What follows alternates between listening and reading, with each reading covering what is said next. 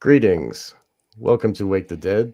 Today we have a swapcast with our good friend Hans Utter of the Resonant State, and we are speaking with our esteemed guest William Ramsey. Thank you so much for all of these. This series has been unfolding, and it's been better and better, and it's become something that we didn't expect it to be.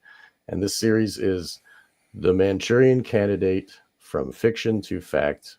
This today is part 10. And thank you, William, for joining us. Welcome. Thank you. Thank you for having me. Great to be with you guys. Thank you so much. It's great to be here. And uh, there's a couple things I just want to remind people of. So, mass shooting so far, 2025, 442 mass shootings. I'll just go through just the last few days. Jacksonville, Florida, 11/16/25. Las Cruces, New Mexico, 11/15/25. Newark, New Jersey, 11/15/25. Southgate, California, 11/15/25. Carbondale, Kansas, 11/15/25. 11/9/25. Iowa Falls, Iowa, 11/8/25. San Francisco, California, 11/8/25. San Antonio, 11/7. Wilmington, 11/5. Bronx, 11/2. Los Angeles, 11/2. Washington, D.C., 11/2. Elk Grove, California, 11/2. Cincinnati, Ohio, 11/2. Bath Township, Ohio, 11/2. Chicago, Illinois, 11/1. Tucson, Illinois, Illinois, 11/1. Gretna, Florida, 11/1. Sacramento, California, 11/1. Charlottesville, Virginia, 11/1. New Havens, Connecticut. I'll just stop there. These are all mass shootings. These are not even in the news anymore. Okay. Has anybody heard about any of those? I mean, Nope. Bath Township, Cincinnati, that's the list. You know, anywhere 5 to 15 people, sometimes 3 deaths, 4 deaths, but at least 5 people are killed or injured to make it a mass shooting. So every one of those, and some of them, and so just to say, like, that's a lot in the past 2 weeks, right? And literally, there is no news coverage of that. And I'll just do one last thing here before we hit the document. I just want to read one paragraph of the 1920 story by H.P. Lovecraft, Nyarlathotep. Okay, I'll just read one paragraph of this and think about this 1920. Okay, Nyarlathotep, the crawling chaos. I am the last. I will tell the audience void. I do not recall distinctly when it began, but it was months ago. The general tension was horrible. To a season of political and social upheaval was added a strange and brooding apprehension of hideous physical danger, a danger widespread and all embracing. Such a danger as may be imagined only in the most terrible phantasms of the night. I recall that the people went about with pale and worried faces and whispered warnings and prophecies, which no one dared consciously repeat or acknowledge to himself that he heard. A sense of monstrous guilt was upon the land, and out of the abysses between the stars swept chill currents that made men shiver in dark and lonely places. There was a demoniac alteration in the sequence of the seasons. The autumn heat lingered fearsomely, and everyone felt that the world and perhaps the universe had passed from the control of known gods or forces to that of gods or forces which were unknown. Okay, that's it. Okay. But he That set the captures mood. the kind of psychosphere of like our present day, these like dark forces and weird things that are popping into everything. The background of just mass shootings and stuff. Weird things. So like weird amnesia, forced amnesia. I mean, you could look at the TV as almost an amnesia box. Like, forget that story. Jeffrey Epstein's not important, right? You know, all that's These, by the way, the Epstein drops are really incredible. The ones they put out, like literal stuff about rape and stuff like that. Trump. Have you guys seen those I've heard about those it. emails yet? Oh my god, dude. Yeah, there was one thing. I don't know if I mentioned to you guys, but there's someone who was at one of Trump's parties, and he had at one of the mansions, and he had rooms, and he was afraid to talk about what was going on. Basically, implying ritual stuff, underage girls, sex, anything you wanted, right? In Right, all, the Diddy party, right? P. Diddy stuff, right? yeah, P did his stuff, but with like 50 different rooms, like all different layers. But this guy who was like, in the whatever sports boxing world, probably tough guy, right? He would not talk in detail. Like he said, I'm not going to say anymore. I'm just not into that. Drugs, 15, 12-year-old girls, whatever. But there's stuff beyond that.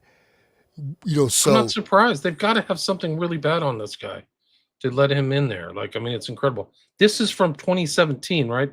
Epstein's dead in 2019.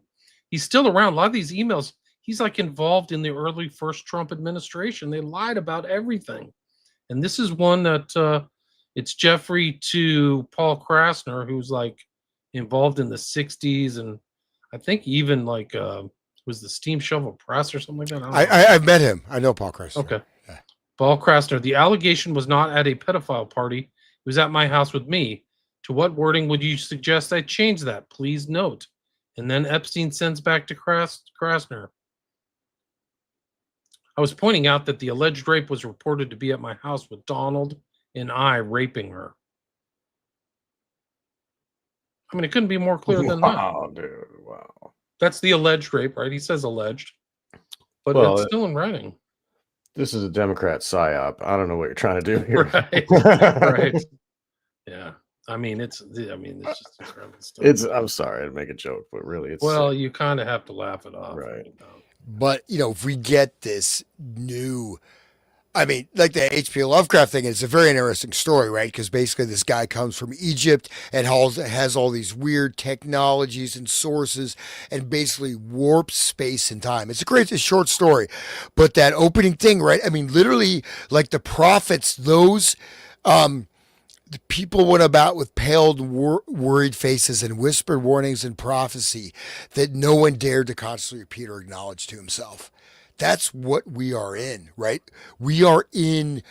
I went to the grocery store today, like major supermarket, and for whatever reason, I just caught that literally. This is their sensory overload, right? All the signs, everything else. People are in a complete trance, most of them, literally.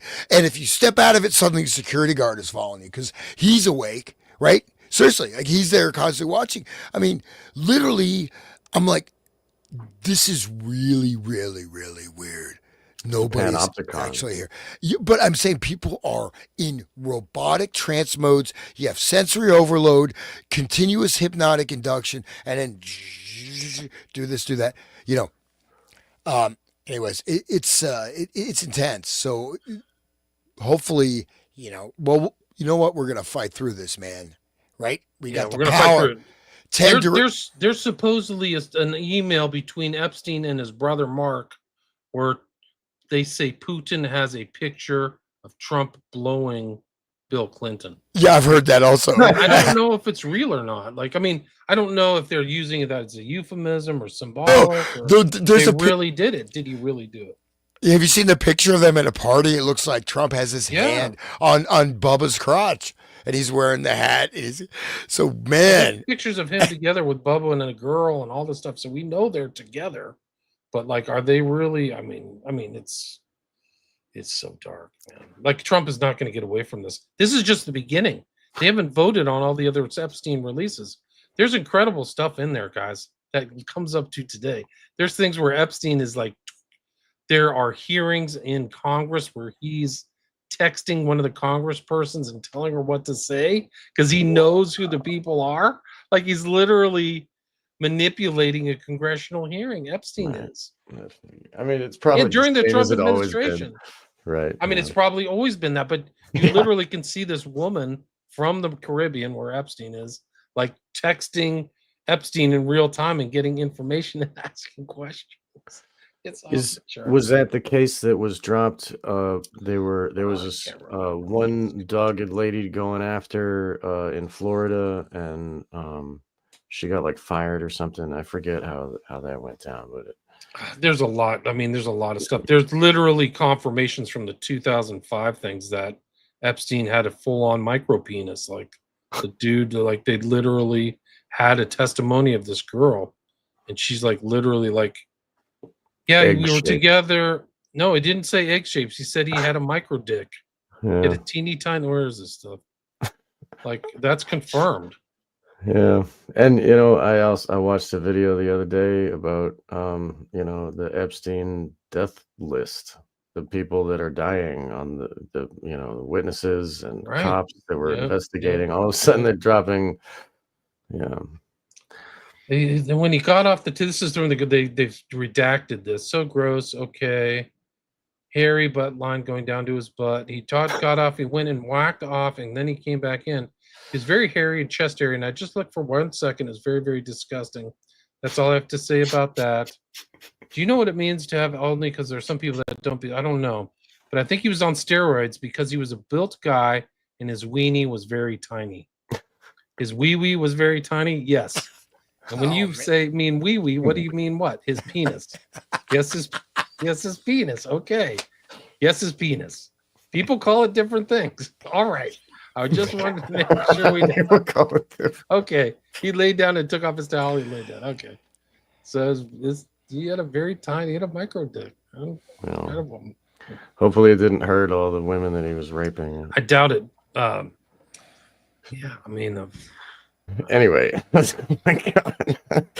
So that's okay. So Epstein, but like but this is all connected because whether he's got a micro penis or not, he's traumatizing young women for political power, and it's same connected to the same,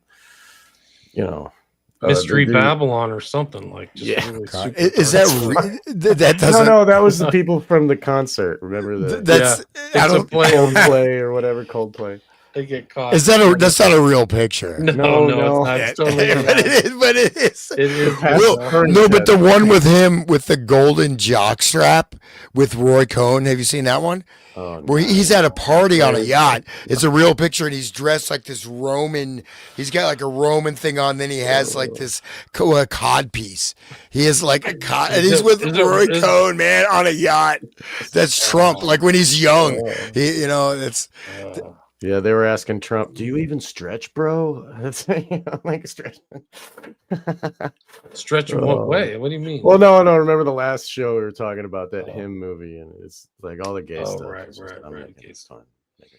Well, I mean, what if Trump is fully bi, man? That would be freaking crazy. Probably. I mean, they don't see gender. I mean, for one, they got all that's tranny stuff, but they just want domination over something smaller than them.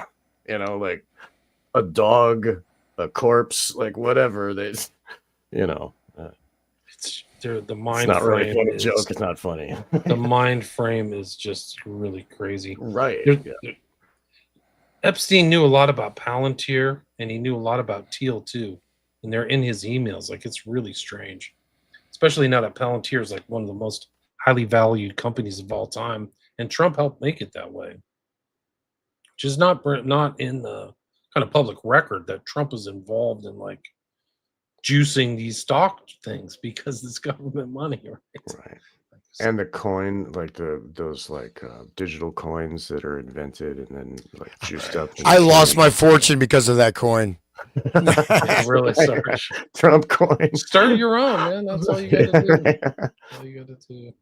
Yeah, but I mean, really, it's like it's all just a grift. Like it's all a con. If they can make you believe it, and just like this stuff, like they, if they can traumatize us with 9/11 and with mass shootings, even though they don't talk about the mass shootings anymore, they only talk about the school shootings when they're killing children, But if they can traumatize us enough, then we'll be scared enough to believe the government is a good idea, and we need to protect ourselves from the psychopaths, and let's hire some psychopaths to protect ourselves from, so it's all like, what do you believe?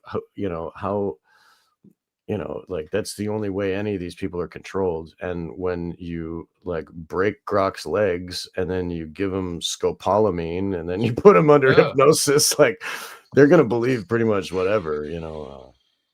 Well, and this is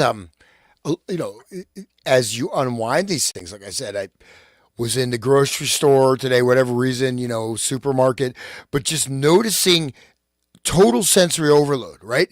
You go to sign, this, rows, they change the directions. So, lighting, all this stuff is actually affecting your nervous system, right? You're getting an overload of your senses. So most people, you walk in there, I'm going to the store, I'm going to buy this, I'm going here.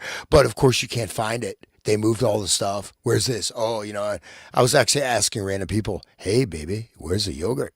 And I didn't say baby, but I only got 2 slaps. But like, 6 feet, where's your mask? But I'm saying that like we are in a sensory, just on a basic nervous system operational level, right? We are getting sensory overload. We're getting information overload, right? But at the same time, that's why the Nyarlathotep, that story of Lovecraft came in my mind, because it's a 2-page story, man, but it's so deep, right? A lot of his stuff, it's almost like, okay, not, from his dreams, but, okay, if you don't mind, I'm just going to read this one other paragraph from that. Yeah, go ahead. Okay. But just think about this as we are in the United States. So, okay. I remember when Nyarlathotep came to my city, the great old terrible city of unnumbered crimes. My friend had told me of him and of the impelling fascination and allurement of his revelations, and I burned with eagerness to explore his uttermost mysteries. My friends said they were horrible and impressive beyond my most fevered imaginings, that what was thrown on a screen in the darkened room prophesied things none but Nyarlathotep dared prophesy. And in the sputter of his sparks, there was taken from men that which had never been taken before, yet which showed only in the eyes. Okay, I'll skip ahead. And I saw hooded forms among ruins and yellow evil faces peering from behind fallen monuments. And I saw the world battling against blackness, against the waves of destruction from ultimate space, whirling, churning, struggling around the dimming, cooling sun. Then the sparks played amazingly around the heads of the spectators, and hair stood up on end, while shadows more grotesque than I can tell came and squatted on the heads. And when I, who was colder and more scientific than the rest, mumbled a trembling protest about imposture and static electricity, Nyarlathotep drove us out. So it goes from there. But we have the extraction, the sparks, right? Khilafat, Kabbalistic, the blackened screen. I don't know. I'll leave it there. But right, and the demons that land on the host humans, that are the psychopaths doing the ritual, right? Like that. We've heard about that many times. Anyway, okay, let's get into the document. We have a did document. this general outline of problems of hypnosis by Dr. Riefenstein. Sounds very similar to the Castle. Isn't that the Castle Riefenstein, the video game? Right. But yeah, this is an interesting one. There's a lot of academic stuff on this, but this goes all the way to the top. It's coffee again. I think he's sending this. This is the old document that went to, it was a memorandum from Nathan, 1937. This is interesting because they're acknowledging these problems. They, if you remember one of our earlier ones, they said the problem surmounting hypnosis would take 2 decades to figure out, right? They needed more resources. So they knew they had problems, and this is how they go into this. These are the problems. I'll read them. 1, the induction of hypnosis. To study all possible methods of augmenting the induction of hypnosis and to determine the best and most practical of these. So all methods of augmenting. So we went through the whole Ericksonian, Alice in Wonderland style of hypnosis. Induction also implies drugs, right? Anything. Drugs, lights, scent, whatever it could be. Alteration of mental performance stimulation to study all possible methods by which mental performance on any type of test may be made more efficient and to determine the best and most practical of these. Practical. So this is powerization. How can we hypnotize people, make them super soldiers or whatever? Stimulation of memory to study all possible methods by which memory of the past and of the future can be stimulated to be more complete, more lasting, and more readily reproduced, and to determine the best and most practical. B, the production of cooperation to study all possible methods by which a person resistant for any reason can be made more cooperative, more pliable, right? A good robot. Determine the best and most things. Inhibition to study all possible methods which mental performance on any type of test may be made less efficient, and then to determine the best and most practical of these. Production of resistance, how to be resistant, special problem, to study all.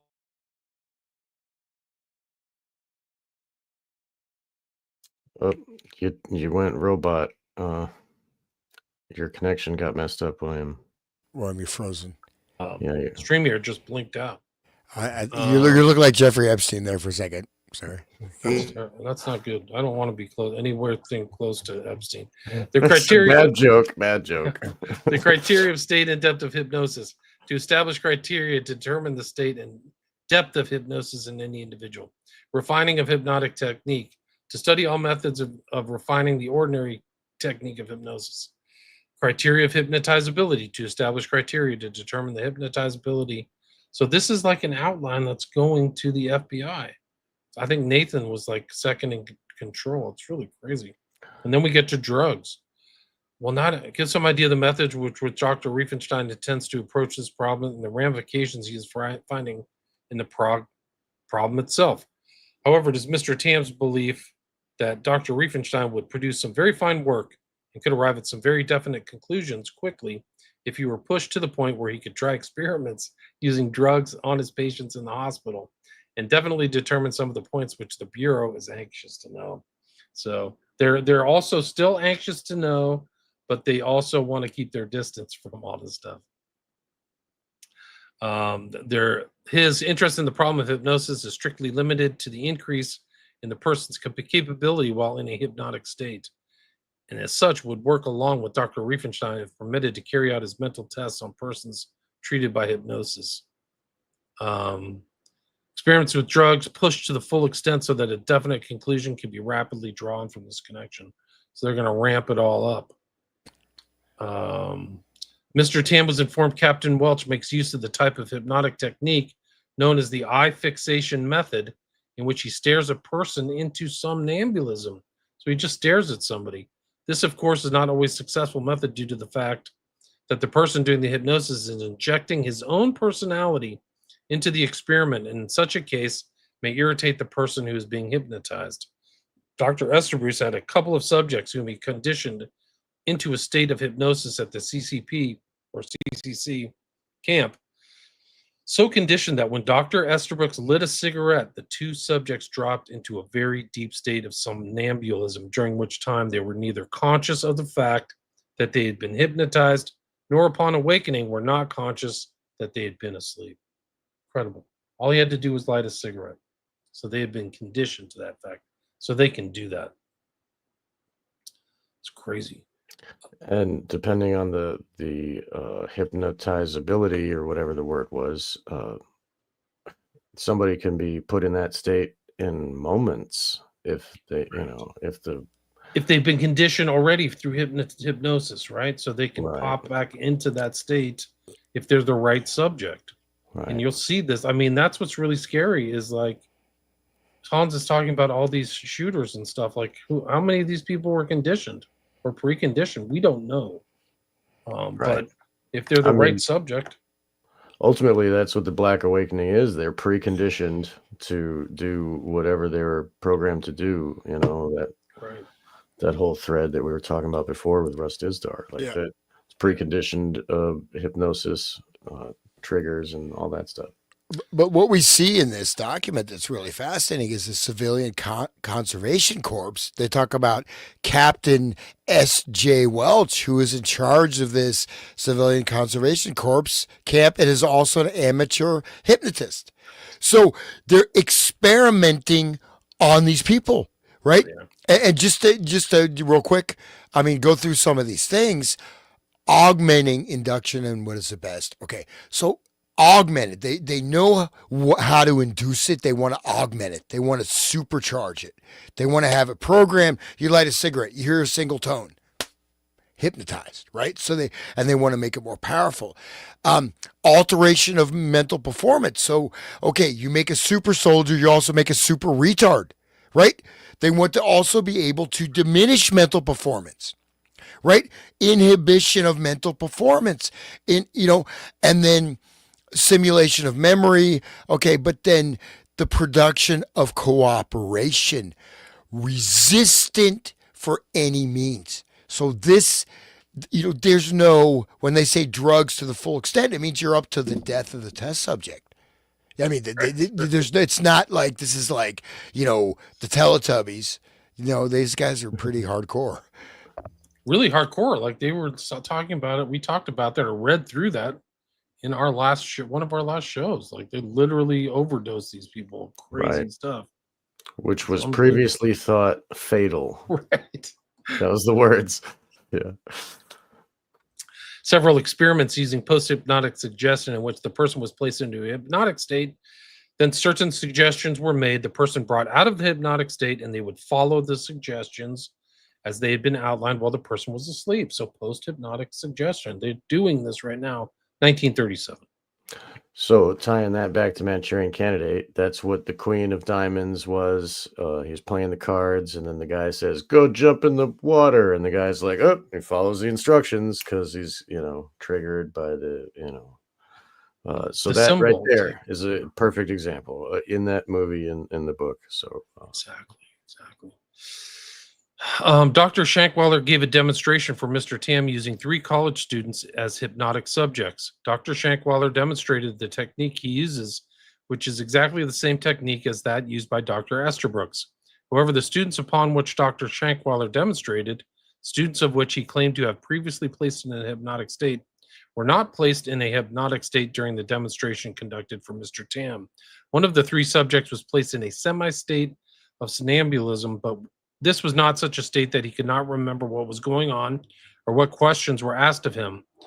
Dr. Shankweiler impressed Mr. Tam as being extremely capable sort of fellow with a definite interest in the research work in which Dr. Estabrooks is conducting in the field of hypnosis. Dr. Estabrooks demonstrated various hypnotic experiments conducted on persons he had previously hypnotized and it had acclimated to such a condition that they would go to sleep upon the lighting of a cigarette. He also showed Mr. Tam using 10 college students how he would go about picking subjects for hypnotic research from a group such as that. It is noted for record purposes that in this type of research, use is made of the so-called waking suggestions, the suggestions given to the subjects that they close their eyes, then upon the giving of several suggestions, it is shown they cannot open their eyes. In the group of 10 with which Dr. Estabrooks was working, he successfully had 3 of them who could not open their eyes when he said that they could not. He also made use of the stiffening of the arm. You'll see this in other hypnotists. The stiffening of the arm and the stiffening of the body, suggesting to the person that they could not relax. And this was also true in the 3 cases in which the eye closing technique was used. Mr. Tam also observed Dr. Estabrooks in a test at the Young Men YMCA in Utica, New York, in which Dr. Estabrooks make use of a galvanometer under the explanation or guise that he is experimenting with the curve of relaxation as shown on the galvanometer. So he's under the guise. Dr. Estabrooks has found at least one good hypnotic subject, a boy of 15 years of age, who he successfully hypnotizes and puts through several tests without the boy realizing the fact that he is in a hypnotic state. This is also true of the YMCA authorities, who do not know that Dr. Estabrooks is practicing hypnosis under their noses, but think he is studying psychological reflexes as shown as on the galvanometer. Now apply that to Scientology, right? Their little e-meter thing is the same thing. Good point. They think that they're studying psychological reflexes when in fact they're trying to find if this person's hypnotic, like they can hypnotize this person. But also, I mean, what you see here is absolute I mean, many different instances, right, where they're creating a guise, right? Doctor is there, so the patient becomes relaxed, right? They're literally using cover subterfuge, right? Right. Even at CCC, the psychopathic hospital, they're you're going for a checkup, right? They're inserting people. I'm going to see the doctor because I have a broken leg, but he's going to experiment hypnosis on you, right? So, and it's done. They said the authorities did not know. So this is quite, and again, 1937, man, one gesture and you're in a hypnotic trance. And just to jump ahead real quick, you have the important experiments like, group conformity, right? The Right. Ash Ashler experiment. experiment, Ash, yeah. and then you also have, various other things of these Milgram. Milgram. So when you generate what they found with these experiments, that if you get a certain number of the crowd agreeing with something, right, people will go against their better judgment. So if you look at the number that are hypnotic subjects, in a sense, they can also, by induction, crowd, group dynamics, put that hypnotic trance out. The possibilities are endless. These are mad scientists, man. But you're right. Imagine if you could get hypnotic subjects to just say whatever you want, and then you have a Ash experiment operating in real time, and everybody thinks this guy is like totally up and up, but he's in a hypnotic state saying the moon is made of cheese or what, I don't know, something more credible. Like Bill Clinton is the most honest, sanest, most wonderful person who've ever lived. Oh well, everybody thinks that. I might as well think that, right? If you read Bryce Taylor, the book there, Thanks for the Memories, she talks about how she was given programming to tell other monarch victims who were like famous. One of them was, and give them, like in a sexual encounter, give them the programming while they are under, and then that transmits the message to them, and then they write a song with those words in the song. And it's Neil Diamond, Barbara Streisand were two of them. Like she had an ongoing relationship with Barbara Streisand, like, and Neil Diamond, the guy's name is Diamond. Like, anyway, so like they would, and then that song would be played on the radio for all the program multiples that are listening on the radio, and it triggers all them like all the time. And it's like, like they play the oldies all the time. It's the same song because it's the programming. Anyway, it's and that weird the like levels witchy. are. What did Michael Hoffman call it? He called it liminal language, or what? What did he? Twilight language. Twilight language. That's right. Yeah. Well, no, but that's the point though is that if you look at go back to Gustav Le Bon, the crowd, right, and you look at group dynamics. So when you have, the mass formation, right, you have the crowd being created, the collective IQ drops like 20, 30 points, right? But you don't, I mean, we looked at like Trump derangement syndrome or whatever.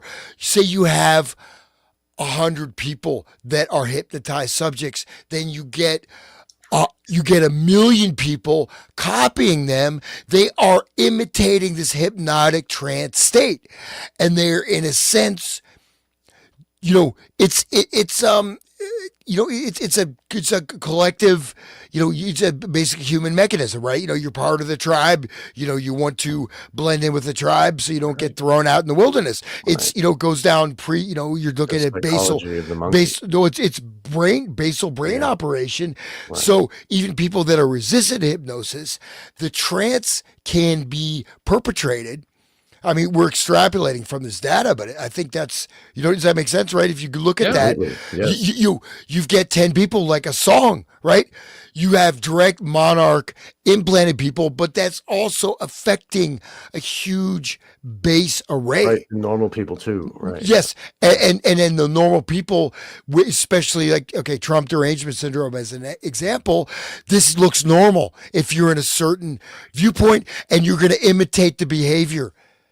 Yes. Right. Yeah. Look at the George Floyd thing and all these big cities all popping up everywhere. They're all rioting and, burning down their own stores and their own neighborhoods. It's like, what are they doing? But they see it on TV and they're like, yeah, they go out there. It's incredible. What if all this, like they had talked about mass formation or whatever, what with Matthias Desmet or whatever? Like, Right. what if this formation is created through hypnosis or some kind of hypnotizing thing? Because you talk to these people and they're like, Trump is a criminal. What crime has he done? I don't know. Like sometimes they don't even have a rational thing. Like he was convicted of supposedly raping that strange girl who was friends with Hunter S. Thompson like 40 or 50 years ago. But that's just kind of That's a rabbit hole. yeah, I mean, it's no, but I mean, I think you guys are right. There's something strange going on. But Completely. I mean, you got to think that these guys are thinking these things in 37 or 35. Like how far Right. up? And I mean, who was I listening to recently? There's like a behavioral scientist who's like Spiegelman or something like that, who all these politicians like, and I think that he is taking these kind of techniques and they're politicizing.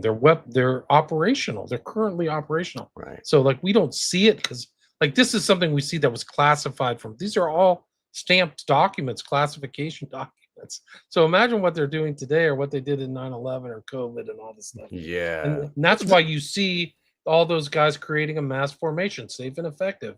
You know, people all got that email, 1,000 people. These are our talking points. Right. Just go on there, say safe and effective over and over again. You're with us or you're with the You're going to turd. kill grandma.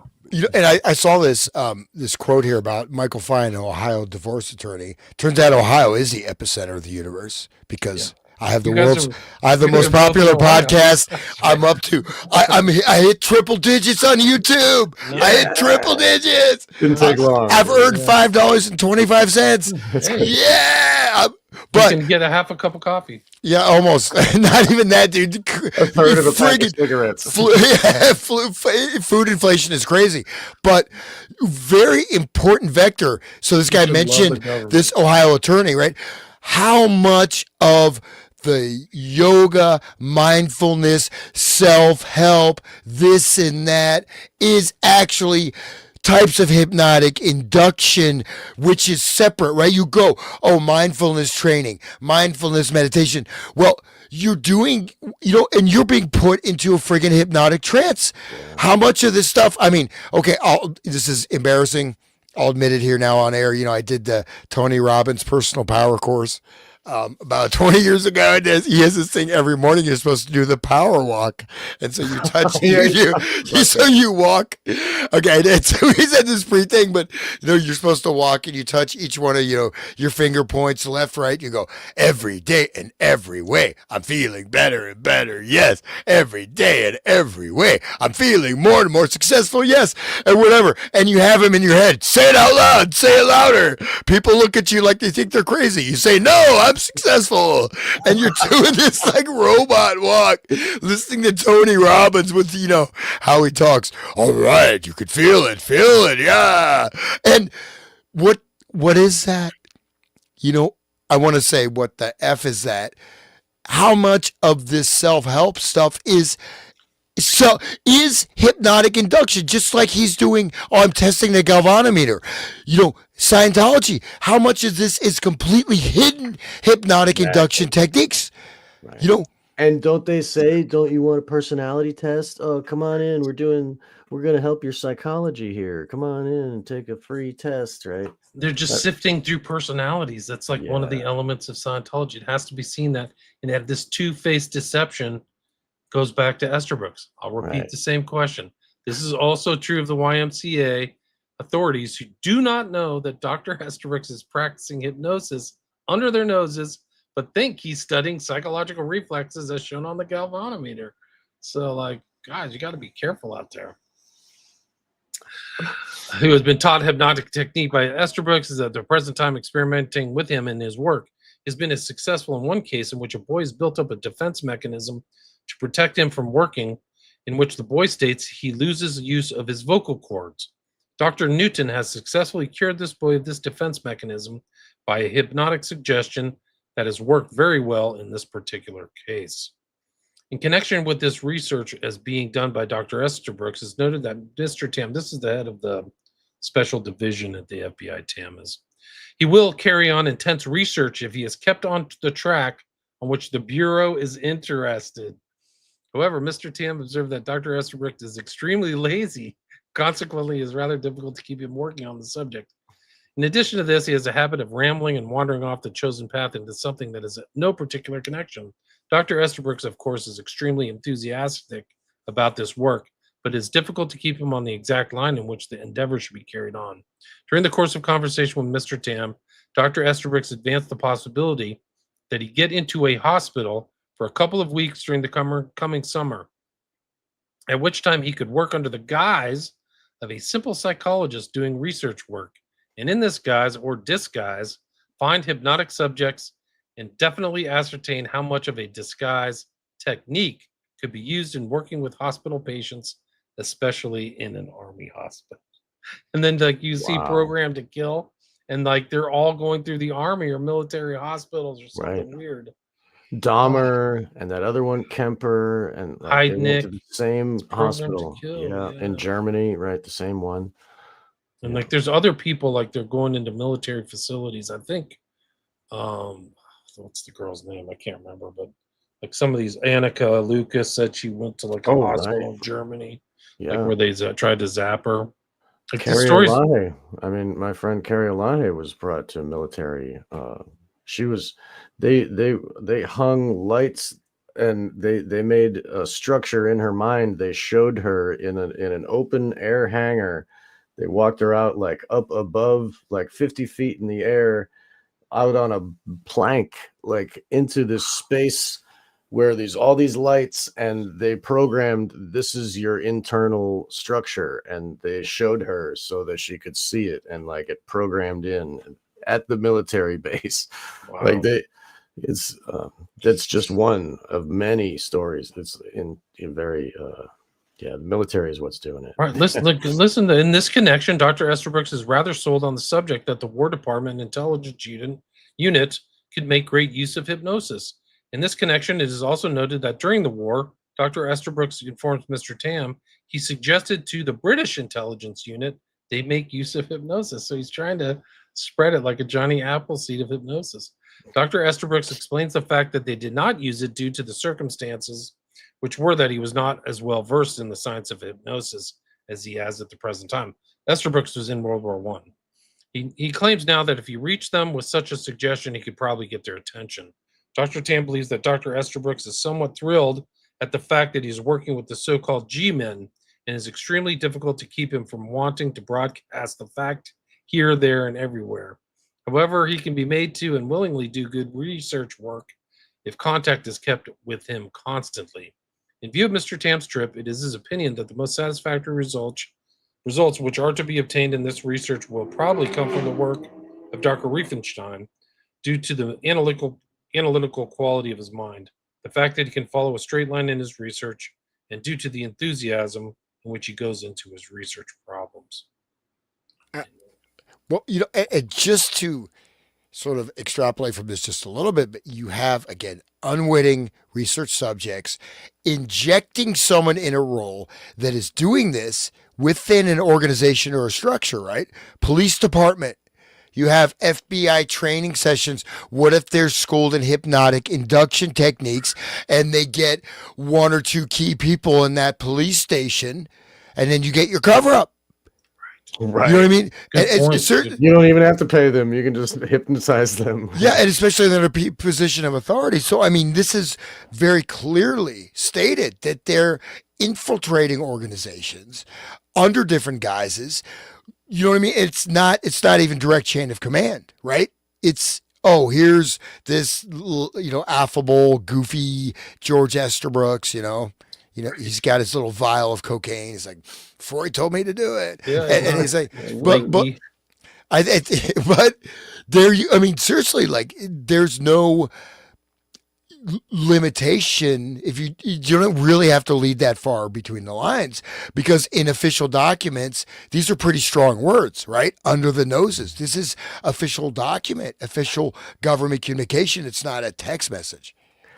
And if, like I talked about it before, my friend Mark Passio talks about when he was in the organization of LaVeyan Satanism, they had people in places in all strata of society. I mean, he would go to these mastermind rituals, and he would see Alan Greenspan, and he would see like the people from the PTA, and they'd be wearing the robes, and they'd all be doing together, and so like Satanism also has infiltrated, and LaVeyan Satanism is just the low hanging fruit of the higher orders of Satanism. There's more above, and those people do dabble with satanic ritual abuse, trauma based mind control. That's how they keep their power, hold it, so like it's all one big thing, the Satanists in quotes is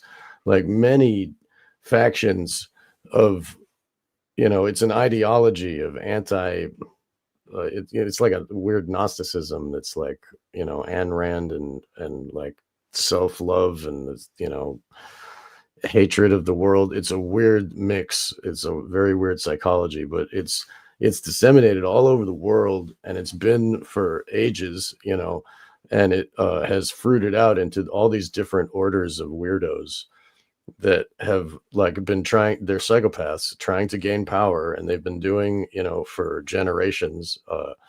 So they just want to say they are in all these levels, and they do run the military and the police, and so there's that. You don't even need to hypnotize them. They go willingly to the ritual. Anyway. Right, but it's like seeded out. There's so many of these people using these induction techniques. It all goes back to Esther Brooks and these guys, and then on these cults and groups and Harwich, and you just like, whoa, that guy's using freaking hypnosis, and David Right. Ferry's using it, and JFK. Harvey Garrison's using Pasternak, hypnosis. probably. I mean, probably Pasternak. probably he's into the like drug thing. Yeah. Well- If he's into drugging and controlling people, he Yes. probably knows hypnosis. Exactly. But also, I mean, whether people believe or not, I mean, I'm not gonna go as hardcore as Dizdar, right? Dizdar is like hardcore, man. So I'm not gonna go that front. He's a hero, We man. can do a whole nother show on Disney. But He's a real hero. the thing is that the hypnotic state is abulia. Abulia means loss of will, right? Apathy, loss of will. This is one of the primary, besides like, extreme degradation or, tremendous vices, negative energies, is one of the main vectors for inserting entities for control. And possession does not mean necessarily you're like Rosemary's Baby. You have an entity attached and you can have these larger forces can control, you can have entire geographic regions with many, many people under the influence. And even influence can be very powerful, but the hypnotic, even within the SRA stuff, again, you have certain fragments of that personality that are encoded, right? And so, but this, in a sense, the hypnotism is a state of possession. You're being possessed by Esther Brooks or Tam or whoever the heck is doing the process, right? Yes. And it has infiltrated, and whether or not, if little bit of extrapolation will, hopefully not get too far afield. If you look at Zabbatean Zabbatianism, right? Zabbatai Zui, 1666, declared the Messiah, redemption through sin, going to his reincarnation. People aren't familiar with this. Zabbatai Zui was, declared the Messiah by Nathan of Gaza. I may have mentioned this before, but it's redemption through debauchery, incest, murder, ritual orgies. And you're going to bring back its very advanced Kabbalistic technique. It's inversionary. It's really using the Khilafat technique. By sinning, you're going to bring the divine realm, which became Frankism, right? Jakob Frank, funded by Rothschild, which is directly the actual Illuminati, came directly out of Sabbatianism, okay? With the expressed aims of exactly what we're looking at. So, and I do know that there's a lot of people coming out with stuff that are basically fake, especially like, oh, I was a member of the Illuminati. Whether that exists or not is not that essential, in that not only these techniques are becoming scientified, but you can look at a much wider interconnection.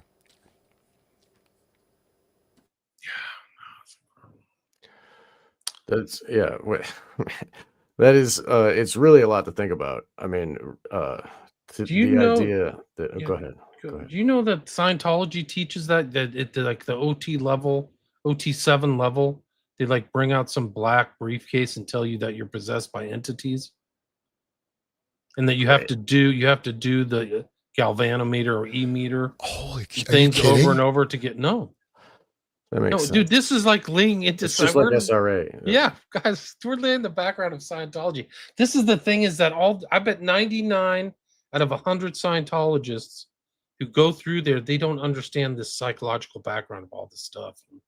They don't know what they got into. They were under the guise, right? So literally, you're seeing that same dynamic that Estrabix is using against unwitting people at the YMCA. The same type of thing is happening to unwitting people thinking they're at a self-help group. That Scientology is a Right. self-help, self-actualization, become a star or whatever, you know. They don't Become know an that behind it actor. is this stuff. Yeah. And The there acting. and then the other thing is like you said, Sean, it becomes self-perpetuating. So it's Mhm. almost like a virus. So that the next guy who gets in, it's almost like a multi-level marketing scheme where the next guy has no idea because he's been scammed too. So, Right. and what if they're under? That's why when people talk to guys in Scientology, and weird they are is because they might have different like personalities or something. Like, I Right. don't know. It might be that dark. A lot of them, a lot of the, it's weird. Like seeing some of the Nexium right there in the Right, comments. Nexium, I was all just these saying, I was things. thinking that we were talking about that before that we hit play. NLP, Robbins, Yeah. the background, just all these And characters. they were joining the club to like better themselves, and it was self-help group and same thing. Like How many of anyway, those people like how much do you have to pay to go through all of Robin's stuff? Like I or don't think you Scientology, they take 60%, don't they? they'll take as much money as you give them. Yes. They take everything. They'll take your soul. I mean, that's what his son said. Scientology was black magic drawn over a long period of time, and it amounted to this is Nibs or L. Ron Hubbard Jr. said it amounted to the rape of the soul. And he did. And that ties all the way back. And I mentioned this before. It Look at ties back into Miscavige. the end of Manchurian Candidate, right? Where he said, "I didn't give you to be raped, your soul over," or whatever. Wow. That's what the Roy Cohn character says to her son. Yeah, crazy. Well, but also, I mean, L. Ron Hubbard, he did the soul crushing, right? They Cracking, had yeah. rituals, I mean, where they would, do to a female, whatever. So, I mean, and so, but I mean, this is the model, right? It's like wherever you go, right? It's like a video. I don't really play video games. In fact, I haven't played a video game since like, what Space Invaders. I'm old, right? I'm having my birthday The coming. good old But, days. yeah. But I mean, you ever look at video games, modern video games, like what are these inducing? Total mind control. So the level of this transduction, and then you try to make yourself better, and you join one of these organizations.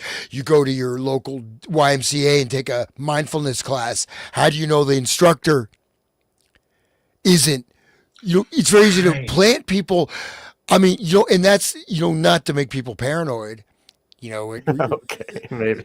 I'll still be paranoid after listening to you, for sure, man. But no, I mean, it's that, and it doesn't, again, if you look at crowd dynamics, group dynamics, you get a group of people, you get 100 people, you get 10, 15 people in a football crowd that start screaming, you'll get the whole crowd to do it. I mean, there's a percentage, right, where you get that people shift into the mass mode, right? Which is a group conformity, which is in a sense hypnosis for the 4 out of 5 people, right? So if you get the 5 out of 5, you get so it seems like a pretty dynamic model, man. If you want to control the world, hell. Like, what about the wave?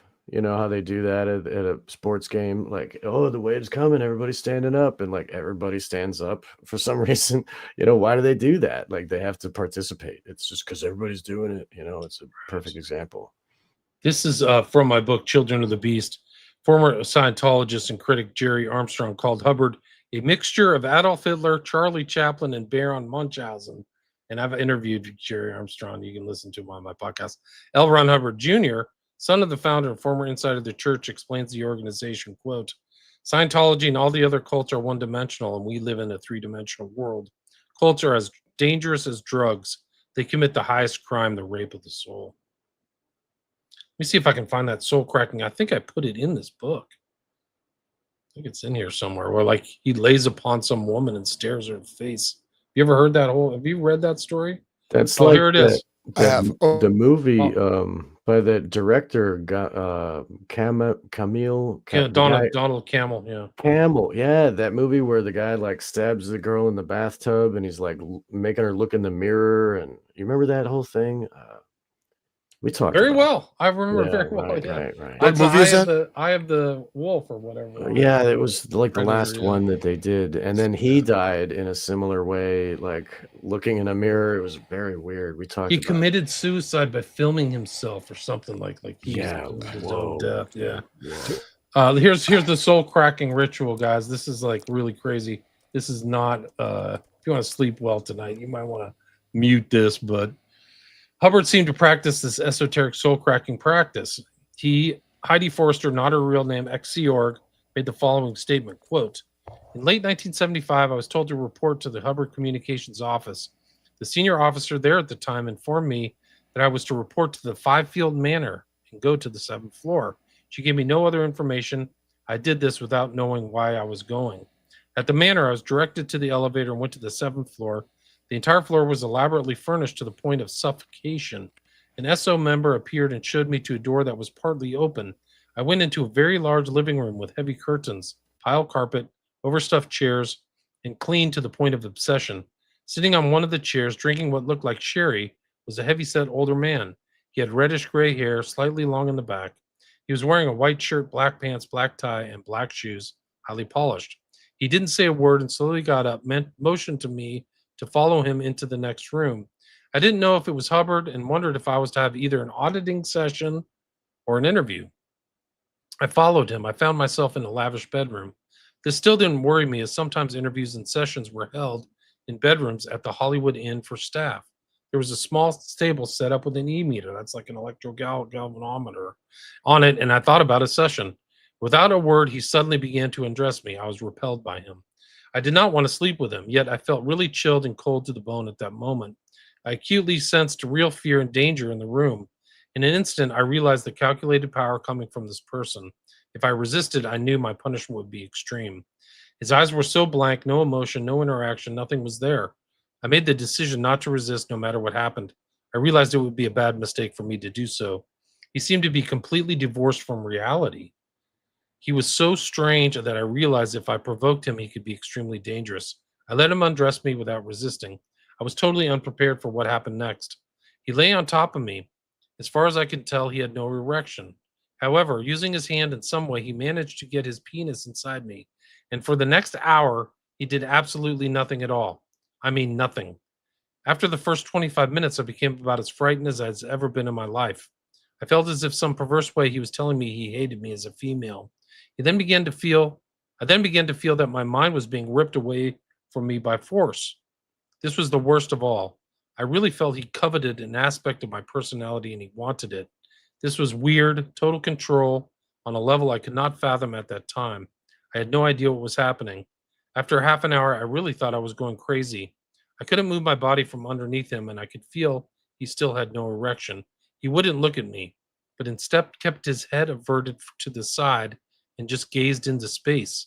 I had to discipline myself to keep from screaming because I felt I was having a nervous breakdown. Then I got the terrible thought that he was dead. He was hardly breathing. Then I thought he would kill me too. My thoughts became very morbid. After an hour, he got up and walked out. I just lay there for 10 minutes. Then mechanically, I got dressed. Instantly after that, I began crying hysterically. I cried and cried and cried. I wasn't afraid of becoming pregnant.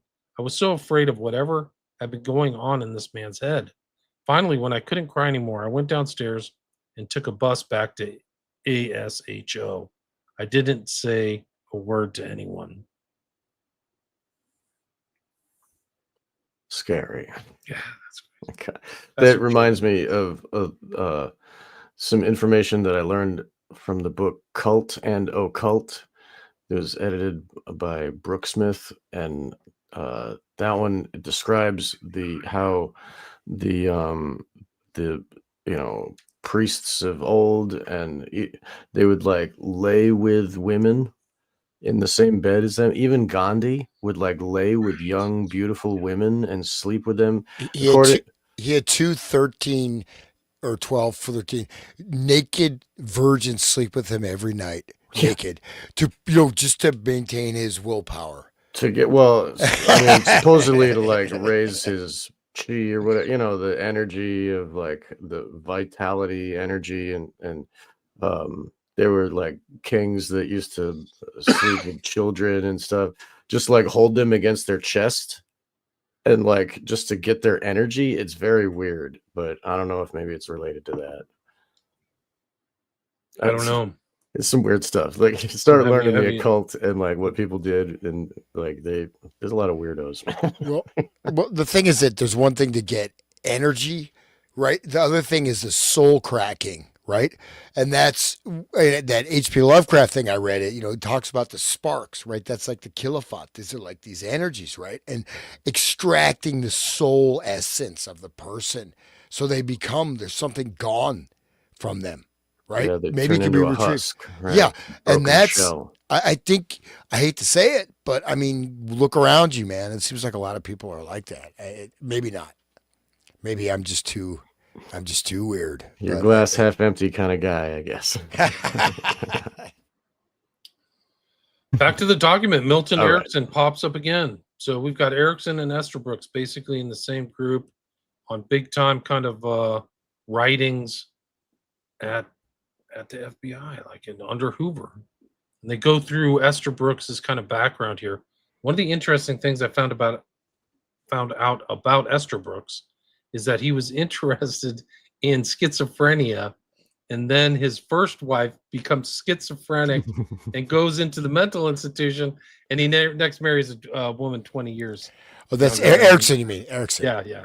Oh, did I say something wrong? What Yeah, a you said gentleman. Esther Brooks. Oh, No, yeah. yeah. Milton Erickson. Yeah, he literally he's got his old fuddy-duddy whatever, nice wife, and she goes mad, and he marries, his college, college junior or college freshman, like the young, blonde or whatever. Regular And it's like pickup artist. not suspicious here, Yeah, really not suspicious. Talking Nice. about operational application. Wife has gone mad. Oops.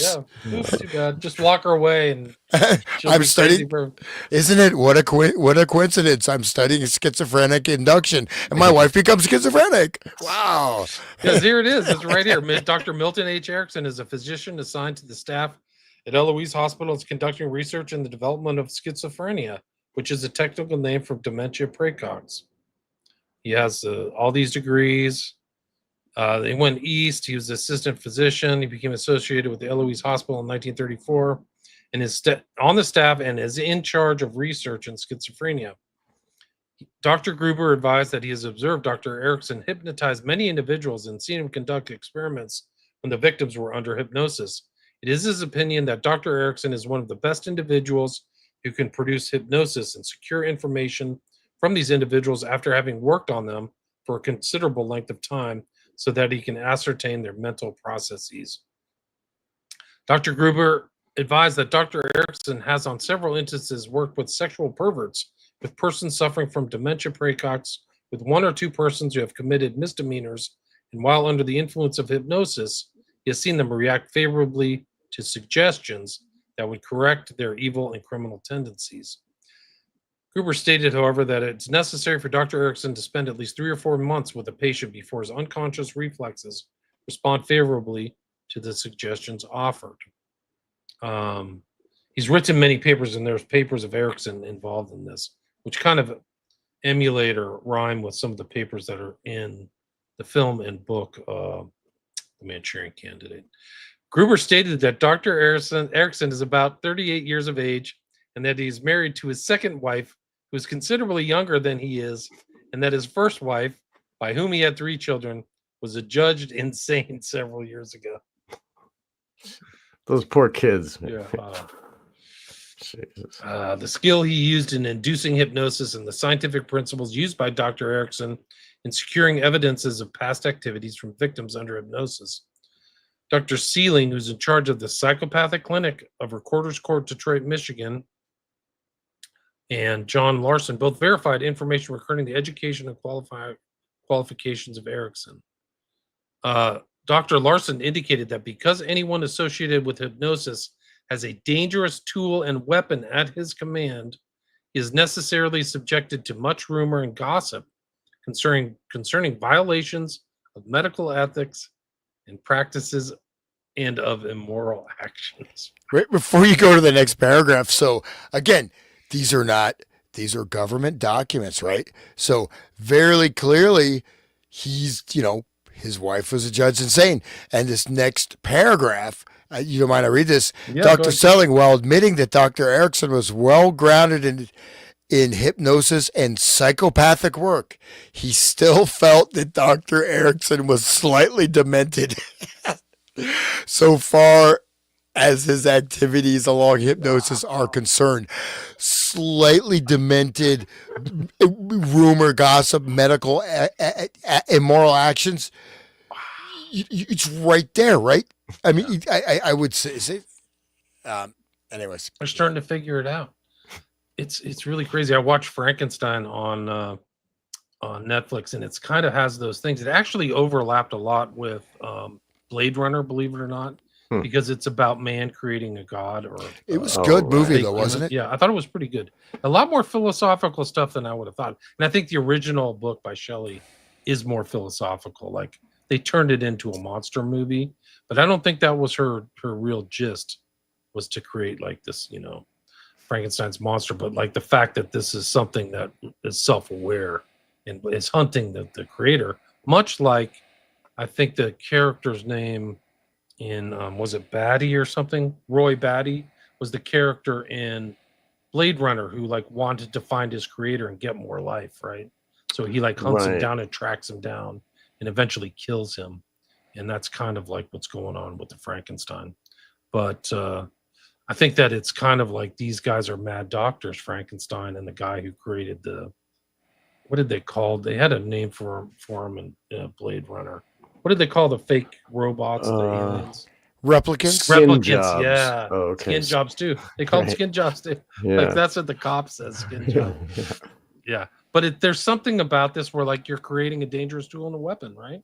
Like that's what Frankenstein did, and that's what these guys probably at some point it twists, and it just goes back to Dr. Yen Lo from the very beginning of the Manchurian Candidate stuff, where he's like, you have a weapon. Right. And then this reflects all the hard work that he's doing. This is 37, guys. These are the papers here. There are enclosed herewith the following papers in pamphlet form, which were prepared by Dr. Milton H. Erickson for publication. 1. Opportunities for psychological research in mental hospitals. A brief survey of hypnotism. A clinical note on word association test. The concomitants of organic and psychological changes during marked improvement in schizophrenia. We'll just invert that. They can just make it worse.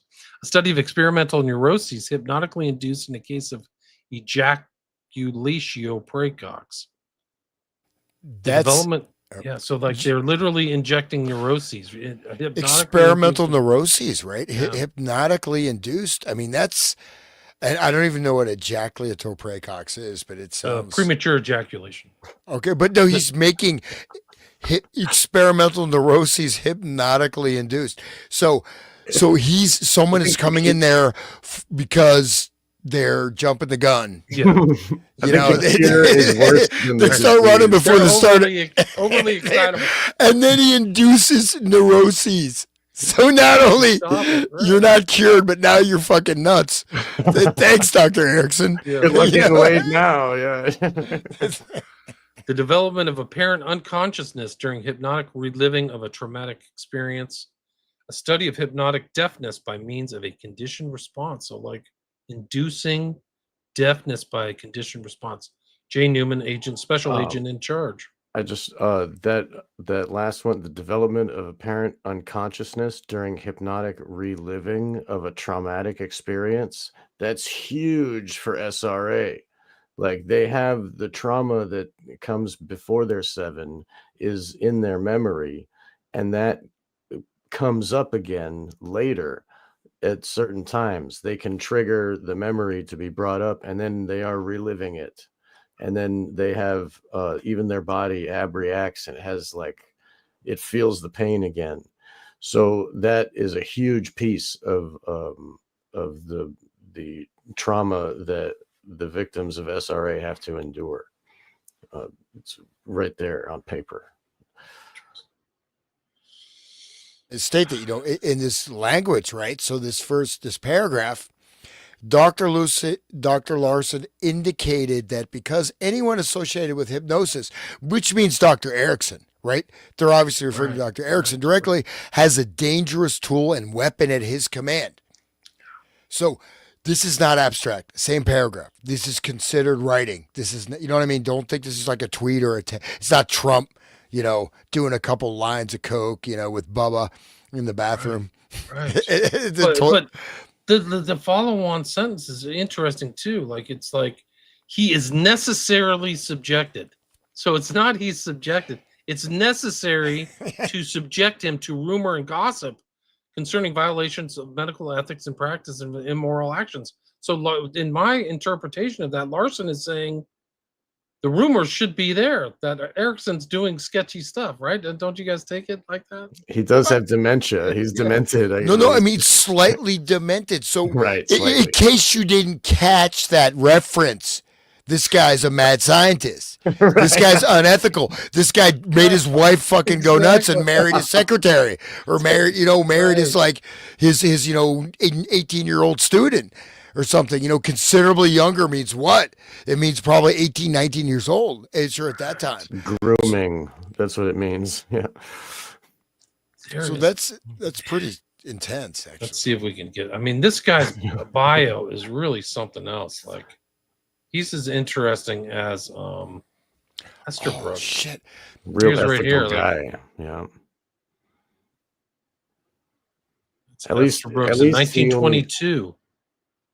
At least he only made his wife crazy instead of what William Burroughs did with his wife. Yeah, he shot her in the head, right? Yeah. Accident. Whoops. He didn't mean to. We're just playing William Tell. Yeah, right. Oh, just let him out of jail. That's cool. He works for us. Yeah. Anyway, sorry. I mean, all these techniques, while Erickson explored a vast arena of induction methodologies and techniques of suggestions, there are certain areas where his name is known as a key in the development or popularity of the approaches. He used direct and indirect approaches, though he's most known for his indirect and permissive suggestion techniques. Artfully vague, it said. The handshake induction. Where's that? I think he just went by that. I saw that. So he has many confusion technique. In all my techniques, almost all there is a confusion. Handshake induction. Look at this. One handshake, he was a master. Maybe in 1937 he wasn't doing it, but by the time NLP came around, he could just about anybody. You start having a conversation, you're in a hypnotic trance. He can put in post-hypnotic. But you've seen that if you've watched those videos of the hypnotist, stage hypnotist. He's always shaking people's hands. You ever notice that? Oh yeah. And I think he's doing the Ericksonian stuff. That makes sense. Give me your hand. Initiation. When I begin by shaking hands, I do so normally. The hypnotic touch then begins when I let loose. The letting loose becomes transformed from a firm grip into a gentle touch by the thumb, a lingering drawing away of the little finger, a faint brushing of the subject's hand with the middle finger, just enough vague sensation to attract the attention. As the subject gives attention to the touch of your thumb, you shift to a touch with your little finger. As your subject's attention follows that, you shift to a touch with your middle finger and then again to the thumb. Wow. Just like the finger thing, the tall teeth monster guy was telling Hans to say while he was walking and telling himself that he was a powerful guy, like touching fingers, that. Oh, I never did that, by the way. I just okay. Okay, we'll deny it today. Okay, that never happened.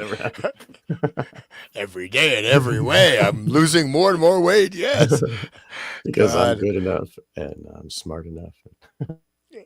This guy has a huge shocks and ordeals. Do you see that? Shocks and ordeals. There it is. Yeah. Shock therapy. He was prepared to use psychological shocks and ordeals in order to achieve given results. Wow. Wow. That's what 9/11 was, right? I mean, that's shock. Shock, yeah, psychological shock. And so I mean that PowerPoint we went through, right? It was okay, but they really whitewashed Erickson in that. That's what I was kind of calling attention to, right? I mean, this guy is, you know, even more so than Esther Brooks, whatever. Esther Brooks and Erickson was really a powerhouse of technical apparatus. So extending, like you see that the original ordeal process is different from other therapeutic techniques. Extending the dissociative effects of paradox and non sequitur, wherein confusion is used only as an entry to trance states. The technique of ordeal superimposes a distressing but achievable challenge over the therapeutic aim, such as achievement of whatever. But Isn't that reminds me of that whole COVID situation we had. I mean, like, wasn't that like a shock and then an induction of trance Yeah. state and Yeah. Fear, right? whatever. I mean, they always go to the fear of death. Like, that's it. Like, you're going to die. Like 9/11, you're going to get killed by a terrorist. You better do this, right? Death is right. Bin You're either Laden's with going to us or jump you're around with that bush and terrorists. stab you. Yeah. Right. Yeah. And so COVID's Yeah, right and there. Could be on the countertop, guys. Could be Right. in that cough or touching hands. Right. You Death could is get right AIDS there. from a cereal box, right? What Fauci was saying all those years ago. Like, Dude, same he's old like same. he's more of a behavioral psychologist than he is a real medical doctor. That's what you realize. Is like, whoa, he's like one of these guys. Yeah. He's like freaking Esther Brooks under the guise of a medical doctor. Right. He's right. That's what Doing he's injections. fake. well, And look at that's this yeah. influences. So his strong influence on diverse areas of strategic therapy, family systems, brief therapy, ordeal therapy. Sorry, yeah, you covered that up. Sorry. I'm sorry, excuse me. Ordeal therapy, natter therapy, and neurolinguistic programming. Wait, these are entire psychological regimes, systems, approaches. So he's a, He's a giant. he's a He's giant. influenced this guy. Here's the guy who's like the editor in chief currently of the American Journal of Clinical Hypnosis for 20 years. Stephen Ellington. Where's this guy? Somebody has to watch out for this dude. He's in Phoenix, Arizona. Scary. Look at his picture too. I mean, I wonder if there's a better picture of Erickson. Let me see.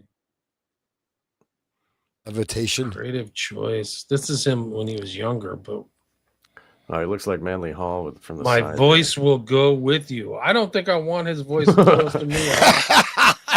Dude. Sidney Rosen. Ugh. This is scary. Phoenix. That's occultic. Right. And my voice going with you is very occultic too. I mean,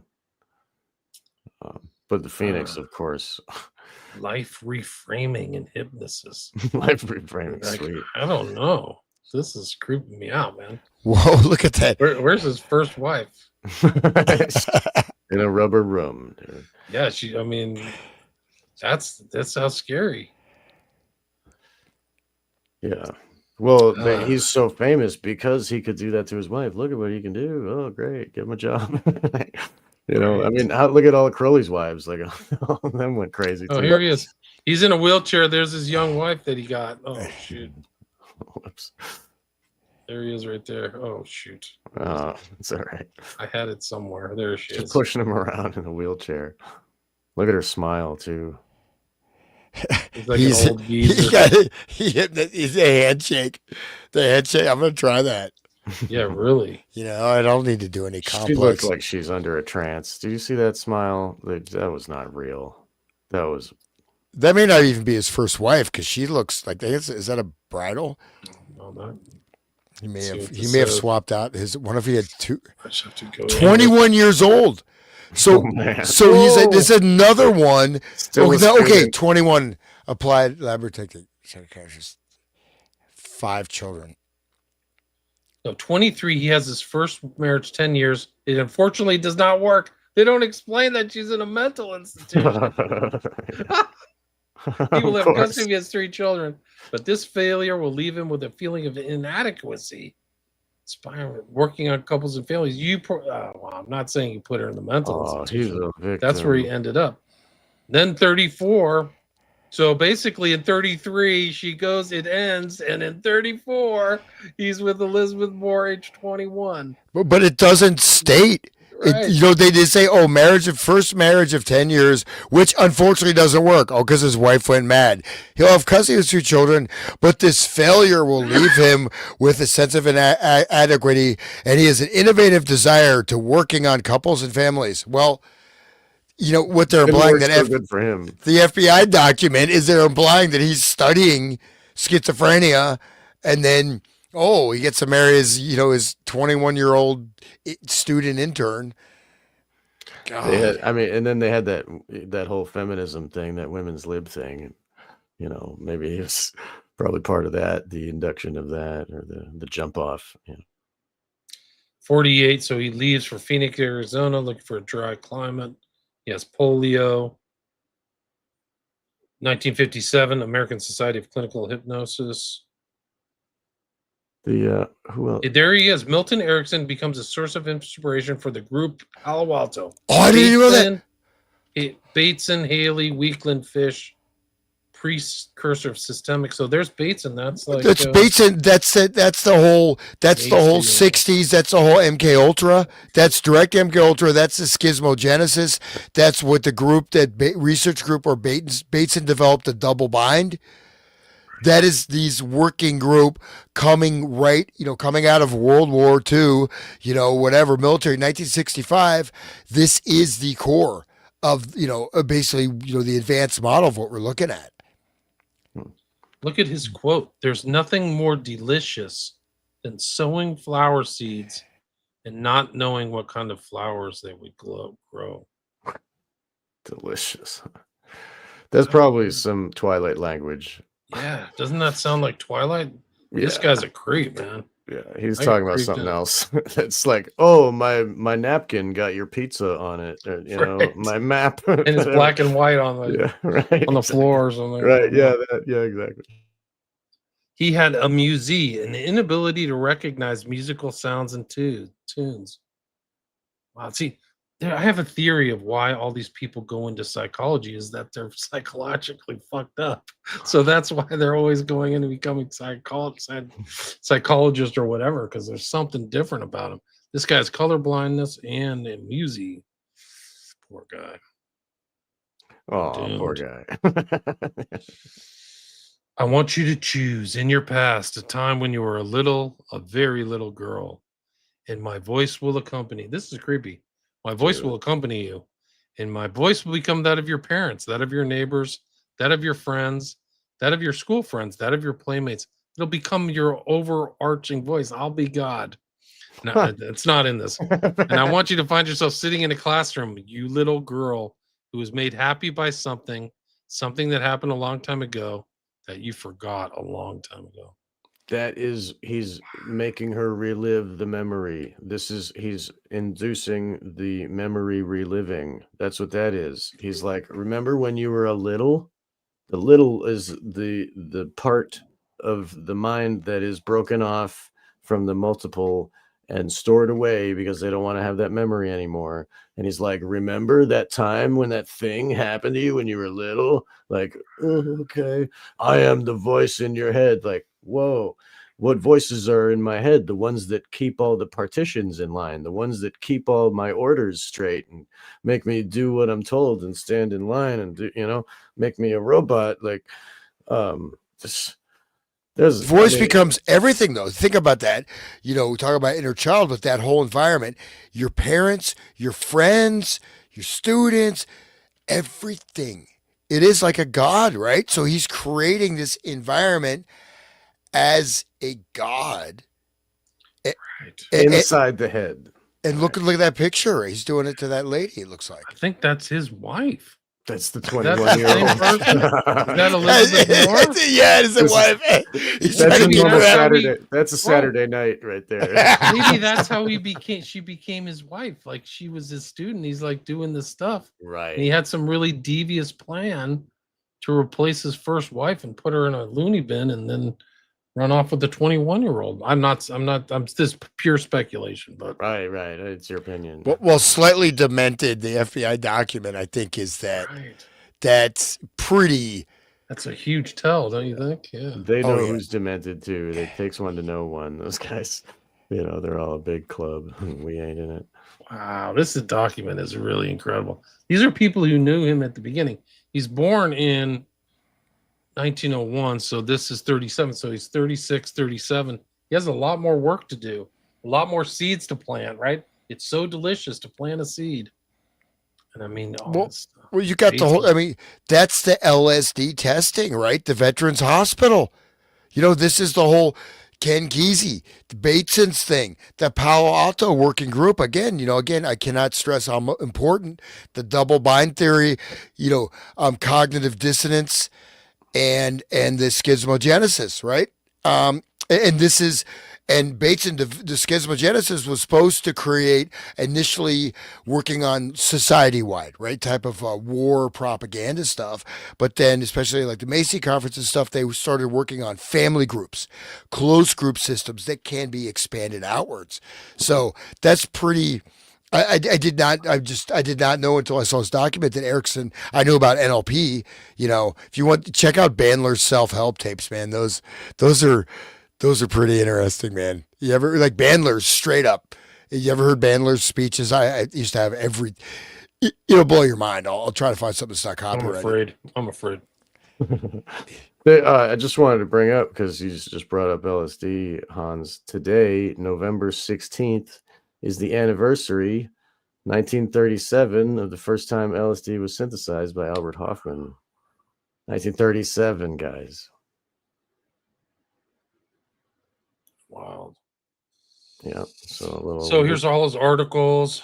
This is already done in his mid 30s. He's already just putting out articles, much like Jolly and West, just tons of like academic articles. Hypnotic investigation of specific phobic and obsessional behavior, hypnotic regression of adult subjects as tested by intelligence tests. So they're regressing people. That's a form of regression. What we just read what I read about that little girl, right? Going back. It's like, go back to that time. Now I'm all in your thoughts. I own your entire brain. And tell me what happened. Like, it must be really creepy. Like, the kind of power the hypnotist has over these people. Right.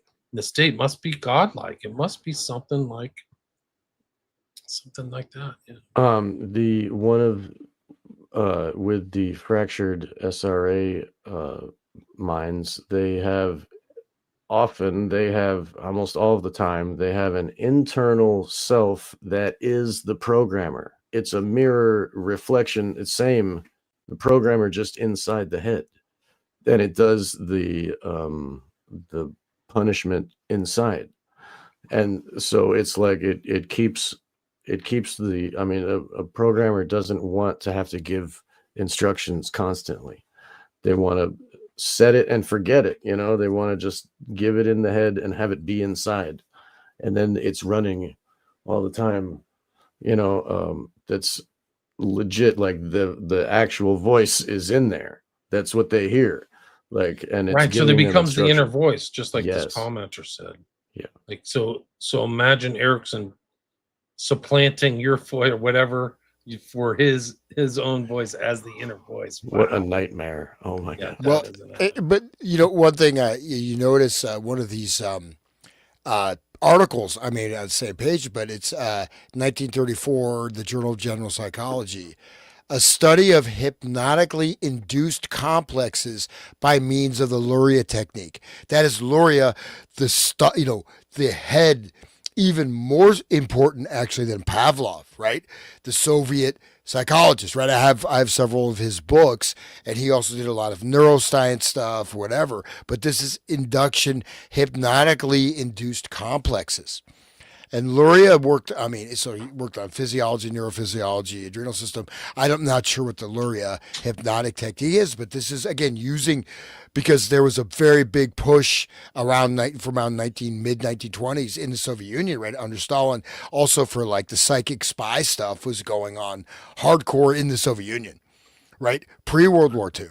And in many secret organizations and groups, as well as like Isaac Luria is like one of the, again, central, almost unknown figure in this whole thing. And so he's using this technique, right, from the USSR, Good by point. by So you Luria. see the international element of this research, right?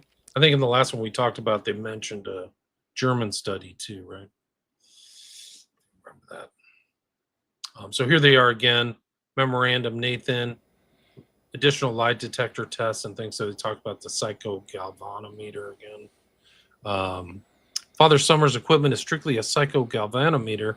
It's made up of is designed by Esterline Angus of Indianapolis, Indiana.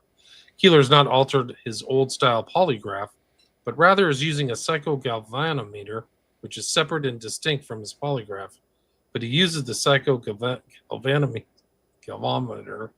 on some experimental subjects in conjunction with the polygraph.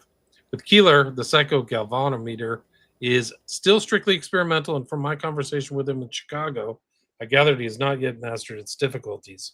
On the other hand, Summers in New York is using only the psychogalvanometer and is a strong advocate of it, and maintains that blood pressure and respiration features of the polygraph are of little or no use. So interesting, more technology. We're talking They about had Columbus, Ohio. Do you see that? Equipment used by Higley at the Ohio State University. So they're visiting Columbus, Ohio. interesting. So I feel honored. So, Columbus. What a Esther Brooks and Huber. This is another one. Communication section, 1973. In connection with the various conferences had on the general subject of hypnotism and suggestion and its possibilities as applied to criminalistic problems, I have for some time been concerned with the possibility that there is some element of danger in this work, both when applied experimentally to volunteer subjects and possibly when applied to criminal subjects. Duh. I have no tangible information on such possibility. I'm wondering if you might advise me on how dangerous such procedures might be considered, both experimentally and in actual practice. So this is experimental and operational. You undoubtedly realize that the Bureau would have to quite definitely limit its interest in the work if it were considered to be of a dangerous character. So that's from J. Edgar Hoover to Esther Brooks. It would never do anything dangerous.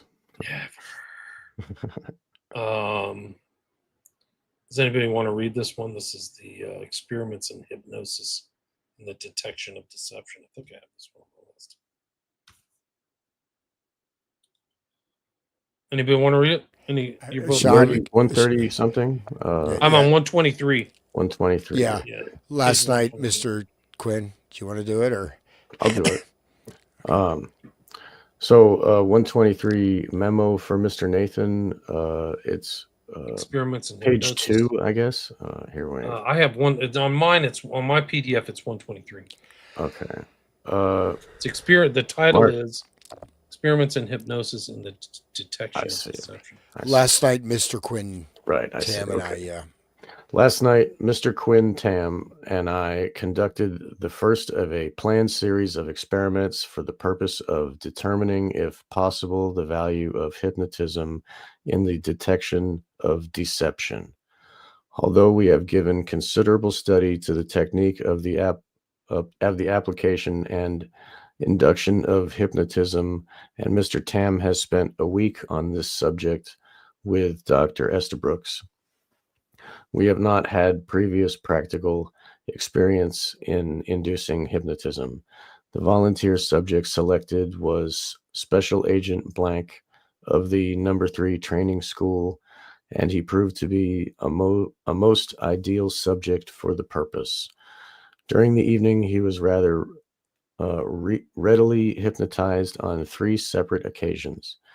It is not believed that he fully realized he was being hypnotized. The subject was advised that we were conducting experiments in the detection of deception utilizing various psychological phenomena. First, the lie detector was attached to the subject and several simple test run. Subject showed an unusually well-balanced emotional makeup during the lie detector. At the end of these simple tests, the subject was informed that he was too tense and that it was desired he relax completely. Mr. Tam then instructed him to assume a comfortable position and completely relax, at which time Mr. Tam made numerous verbal suggestions on relaxation and sleep. The subject responded very nicely, and a control test involving the stiffening of the arm was used to determine the extent of the hypnosis. Our experience in this respect is somewhat limited, but we are both of the opinion that he was in a light trance.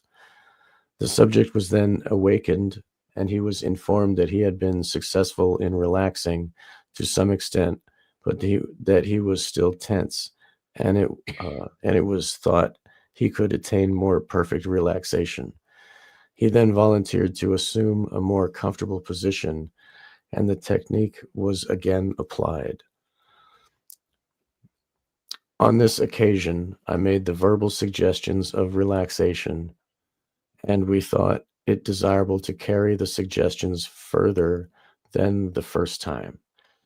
As a result, the subject went into a deeper trance, and control tests involving the stiff arm test and inability to open the eyelids convinced us that he had gone into a deeper state of hypnotic sleep. The second test was considerably longer, taking about 12 minutes.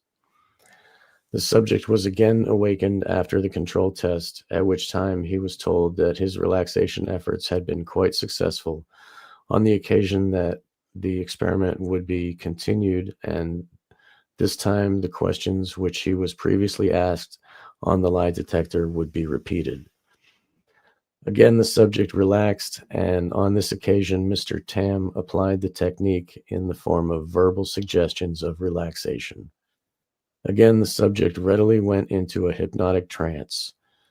A simple card test was given to him that he was told to truthfully reply to the questions asked. As each card was presented and described to him, he replied slowly and with inarticulation of the hypnotized.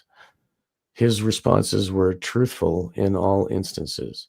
At this time, I was doing the questioning after Mr. Tam had informed the hypnotized subject that I would undertake the interrogation. Following the card test, I asked the subject two personal questions. One, whether he had practiced law at Centerville, Alabama, prior to his employment with the Bureau, to which he responded in the affirmative. And two, whether the compensation received from his law practice at the time had been satisfactory to him, to which he replied in the negative. The subject was then awakened and asked to describe his experiences, which he did in a somewhat hazy fashion, giving rather distinct indications of the least partial amnesia. In the connection, it should be noted that previous experience with the subject during lectures has disclosed that he has an unusually good memory. He was unable to accurately recall, however, about 50% of what transpired during the hypnotic trance. I believe we are indeed fortunate in drawing the subject for the first experiment, inasmuch as he was very susceptible, which made it that much easier for us. At the same time, we fully appreciate that other subjects will not be so easily induced into the state of hypnosis. Further experiments with this subject are also planned, inasmuch as we did not care to go too far with the subject the first evening of this work. He is very willing to continue the work. The most encouraging outcome of this first experiment is the indication that we have received that the use of the lie detector provides a very excellent and tactful approach to the subject of hypnosis. We are pledging our subjects to secrecy at the present, so that there won't be undue discussion on these experiments around the Bureau, and we plan to continue them on a conservative basis. You will be kept advised of the progress. Respectfully, E.P. Coffee. That's pretty important, right? Yeah. So the lie detector is a way to actually induce hypnosis. It is, and whether there's something else going on there, but it's tactful, right? So they're actually there to hypnotize people. Tactful approach. It means that people don't know what you're doing. It's clandestine. It's, and okay, then what is behind Scientology? By the time Scientology came up, I'm wondering if they're getting this technology and knowledge directly from the Bureau or from someone in the Bureau. Possibly somehow bleeding over into Scientology. I mean, it's such a distance. I think Dianetics was 48, and then Scientology is 1950. And then what are the cops doing in the interrogation rooms, with the lie detector? They are taught how to interrogate. They're taught what words to use, how to approach the people, and many psychological tricks. And the lie detector is one of their technological devices that helps them get what they want. Right. Get a preordained outcome. But like that's the whole thing. Like at the very beginning of like the MK Ultra behavioral stuff, they were always looking into interrogation. It's all very important because of the ex-Nazis and guys who came back from the Korean War. So that was like trying to get the facts and what really happened and all that stuff. So And that was the main purpose in the film and the book Manchurian Candidate, was so that if he was tortured, he would not know and would not be able to tell, because that memory amnesia, is locked away. Yeah.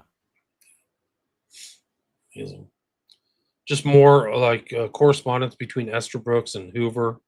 We undertake and plan experiments in the field.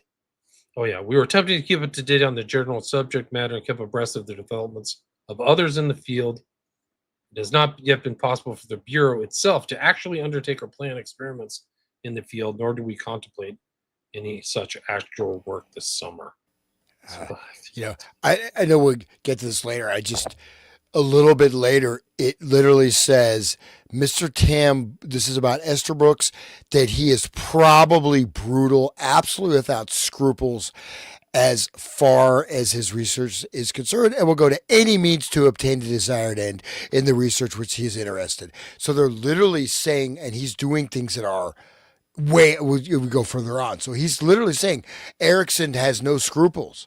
He'll do anything. He's not the happy, grandfatherly benefactor of mankind. I mean, this dude is like basically demonic, right? That's what they're saying. Okay, anyways. He's Alex DeLarge from, he's like pure, perfect psychopath. Crazy. I mean, he's probably one of those guys you realize he had a lot of power through all this knowledge and maybe applied it in weird places. It sounds like it. I mean, it's just that whole thing of like, your wife is gone, your relationship's over, and then, hey, I got a new 21-year-old wife. Same, but within 12 months, crazy. J. Edgar Hoover, Estabrooks, this is another one. With reference to the possible dangers arising from the use of hypnotism, I do not think there is any doubt that bad effects may result from hypnotism if it is improperly used. On the other hand, I think that the consensus of opinion in the entire field would be that results should only be beneficial when it is employed in the hands of an expert. Frankly, I've never seen anything which I've considered in any way harmful resulting from my own experiments, and feel quite certain that other authorities such as Erickson, McDougall, and Hull would agree with this general statement. I enclose a few rambling remarks which I wish you would file under this general subject. I'm sending a copy of these to Captain John Stapler, since the Navy people seem somewhat interested in Navy intelligence, probably. And he's kind of talking about being around with his wife. It's totally safe, you guys.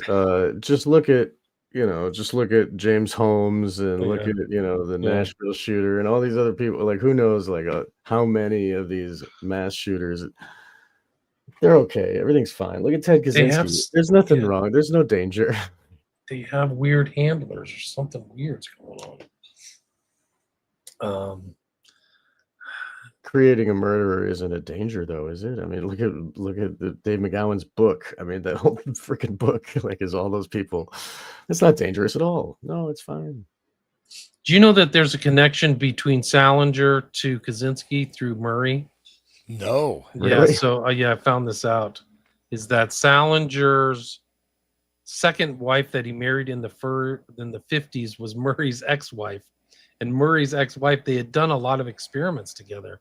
They were kind of like maybe Erickson and his wife, and Murray was like the guy who did the Mind of Adolf Hitler. It was called the Langer Report, and then Murray tortures Kaczynski for 3 years.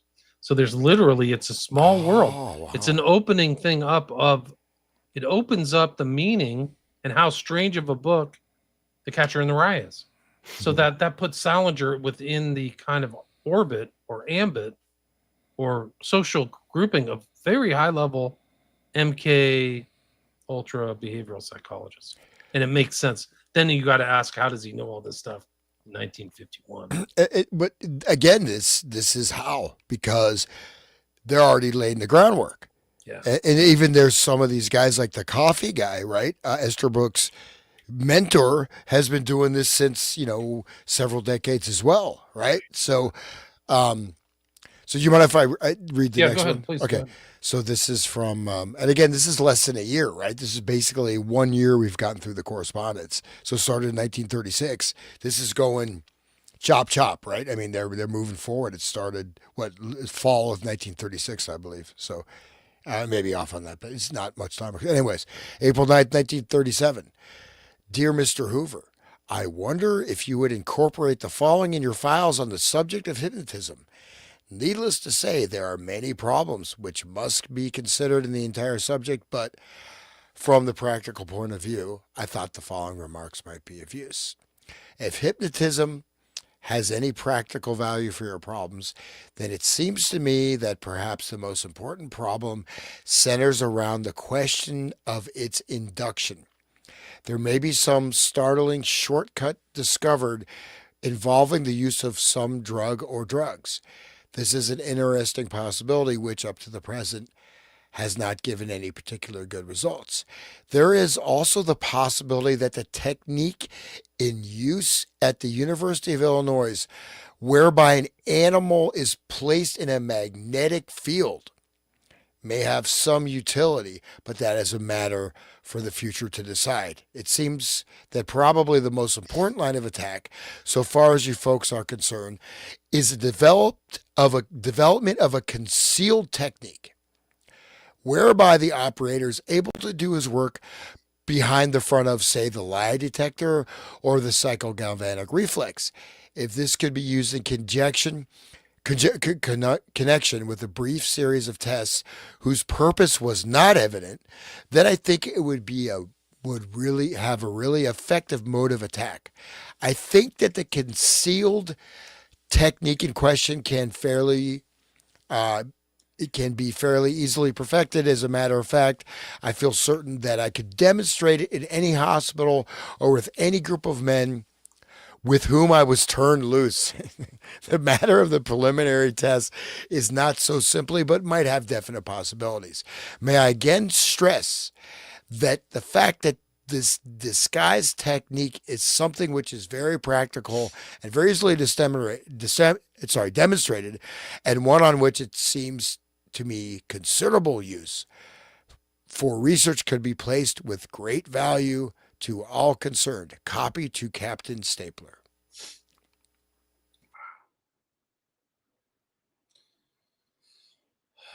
There it is. The concealed technique can be fairly easily perfected, right? So, Talking about magnetic field induction, right? Frequency, infrasound, ultrasound. So, I mean, you get into these types of frequency research, right? And some of this is probably going through the ONI, naval intelligence, et cetera. But anyways. guys, we are at the 1 hour 49-minute mark. How much energy you guys have left in the tank? I don't know. It's Sunday night, and we know that you got to go, You got to go judge your fellow citizens tomorrow, William. I know that you got to go do that. What it was, the connection to Salinger was that one of Salinger's second wife, Claire Douglas, wrote a biography about Christina Morgan, who was Murray's longtime romantic partner. So his wife wrote a biography about Henry Murray's wife. That's the connection. I got to read that. Anyway, what were you saying? Say that again one more time. I was just saying that we can call it. I think I was just saying that it's Sunday night, and you got to go do your thing tomorrow, William. So yeah, you want to wrap it up? Let's go through some of the comments and see if we can find some. Oh, good. Yeah, great stream. Thanks everybody for listening. Where was Charlie West? I find it wild this team visited McNay. Yeah, that is wild. Maybe Cash Patel's blackmailed. Maybe he's a hypnotist. Maybe he is. I don't know. Beautiful assistant son and half. This was Like all the studied stage scientifically. Right, exactly. That's our whole point, Orfeo. Right. That's what we're getting at. That's what this 10-part episode, 10 episodes getting at. We're only 129 in. It's actually kind of the harder stuff is at the beginning, but you just get these are the harder ones to get through right now. But I mean, once we get done, I haven't even looked at this. We got to read through Erickson's book on premature ejaculation. That's inducing. So it's a young man. I skimmed through that. So the poor guy, he has premature ejaculation. Young dude just got married. Well, I'm gonna make you. You're not only gonna have premature ejaculation, but I'm gonna make you insane. Thanks, Milt. Nice guy. And that research is included in this report too, so that's great. So no, he was published by Cambridge University Press. There you go. Right, exactly. But I mean, it's photocopied in there. But Oh yeah. Saxon says he would become the inner voice. Yeah, that's what Erickson did. That's really creepy. Like, this is creepy stuff. Become your own handler. Yeah, exactly. Sounds similar to computer malware download exploit. Yes, it does. It sure does. It really does. Let's see if anybody has any questions. Stephen Weishaupt, William deserves to have so many more viewers. He does great. Thank you. That's right. What you can do to help is share the shows, guys. I don't have any ad budget or anything like that. So if you take this and share it on your social media, I would personally really appreciate it. Thank you. I think they're great shows. I think it's a great series. I think there's a lot of things to unpack and learn. Johnny, the relaxation is just their invitation to have the subject meditate, whereupon the subject's pursuit of higher consciousness is vulnerable and hijacking. To hijacking, yes. They are seizing the subject's active consciousness from the creator like a computer app. Yes. Yeah. I totally agree. That's right. Yeah, and we'll see if you go further. Erickson, he's like even at a meeting at the luncheon, he hypnotizes his wife to like keep her arms in this super uncomfortable position that most people couldn't keep for more than a few minutes, and he just makes her keep it there. Beyond a normal person could do it, and then brings her out just in front of everybody. So this guy, Father of NLP, I think he's central, and just to see his sketchy background. Where this is the FBI, man. These guys are when they're saying like this guy is like out there, man. It's a great quote. Such a great quote.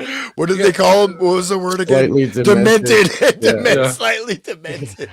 Yeah, but he says, I think it was like he also says it's necessary to question these people, right? Didn't he say something? Yeah. Like that? Necessarily unethical and moral. And anyone associated with hypnosis has a dangerous tool and a weapon at his command. He is necessarily subjected to much rumor and gossip concerning violations of medical ethics and practices and of immoral actions. Wow. Off the charts. I mean, why else hypnotize someone if you're not going to do immoral actions? Right. Well, I mean, they say that you're supposed to hypnotize people to lose weight, stop drinking, stop, smoking or something like that. But that's what they say. That's what they say. Castor and Austin Fitz says electromagnetic tools are used for entrainment, even in corporate gatherings. I'm not surprised. She's great. Everybody should Uncle listen Ted, to her. great stream. Thank you, everybody. Johnny Sumatra, lowering the resonant brain frequency should make the subject more vulnerable. Yeah, you should listen to a podcast called The Resonant State, guys. Yeah, check it Yeah. out. It's right Actually, there. just to, Just correct that. don't show up at Hans's house. No, that's okay. Stalker fans, please give me some more, man. I need more. Just bring My wife- money. she's like, who's that? Oh, you have any more? No, they're asking me for money, man. It's like, come on, dude. It's like you're panhandling from like, what is that? The Charlie Chaplin movie, about the Depression, the bum the guy. Tramp. The tramp. Yeah, you're like panhandling from the tramp. Okay. I'll give you a roti, Indian bread. There you go. But no, I mean, this stuff, if you couple this with, lower resonance actually in terms of brain, right? One of the big problems is that people have the beta brain waves are really, you get all active thought, stressed, but everyone's trying to get into an alpha state, right? This kind of dream state. Actually, what's happened is the beta state should be your external awakened consciousness of your environment, immediate experience that is internalized. Your alpha state, imaginary state is protected externally. So you're experiencing an imaginary, you're not directly experiencing the world around you, and you're ramped up, these ramped up, especially like inner voices. You got Milton Erickson dropping the inner voice.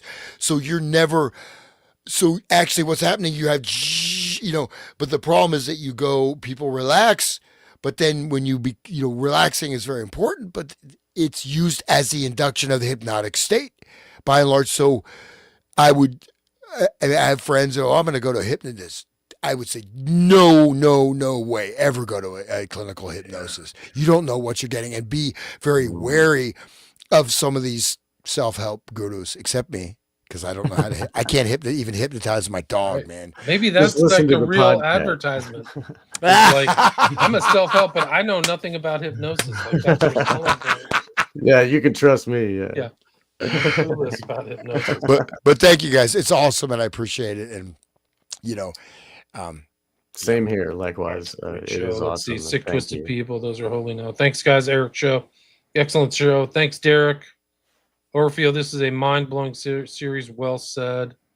Saxon, another great one. Thanks, fellas. Thank you. And thanks for everybody for listening. We had 180 live listeners.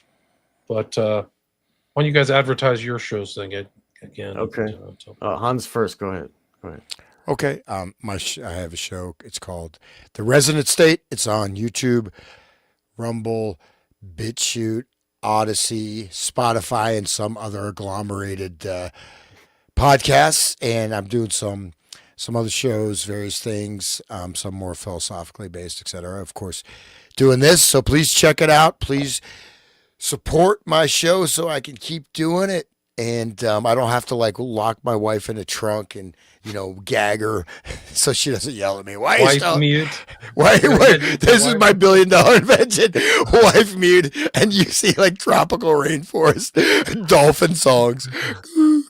The more money that shows up, the more she mute. No, I'm just kidding. I love my wife, and she could. That was, oh my. But no, please support the show just so I can keep doing it. And there we go. We can't see Hans. He's right. Oh, where is God he? bless Why her. can't you I see hope him? she's listening. Oh, it's because I have these comments up, guys. That's why I can't see him. There he is. Yeah, let's hope she wasn't listening. It's okay. Sean, and yours is Wake the Dead, and you guys both have stuff that's different. So you have other guests, and I know you guys do shows together and Right. things like that. So there's other content there. Right. Yeah. Hans and I are friends. We've done a lot of shows, just like you and I have done a lot of shows, William. Well, Wake the Dead, I talk about other things too. I did a show with my good friend James Cordner about voluntary parenting. I've spoken with Max Lowen recently about this mind control stuff, and spoken with Julia from Cosmic Peach recently, talking about John Benet Ramsey and her experience in the birthing situation that she had there. We recorded a show there too. So I kind of our show, Wake the Dead, or my show, Wake the Dead.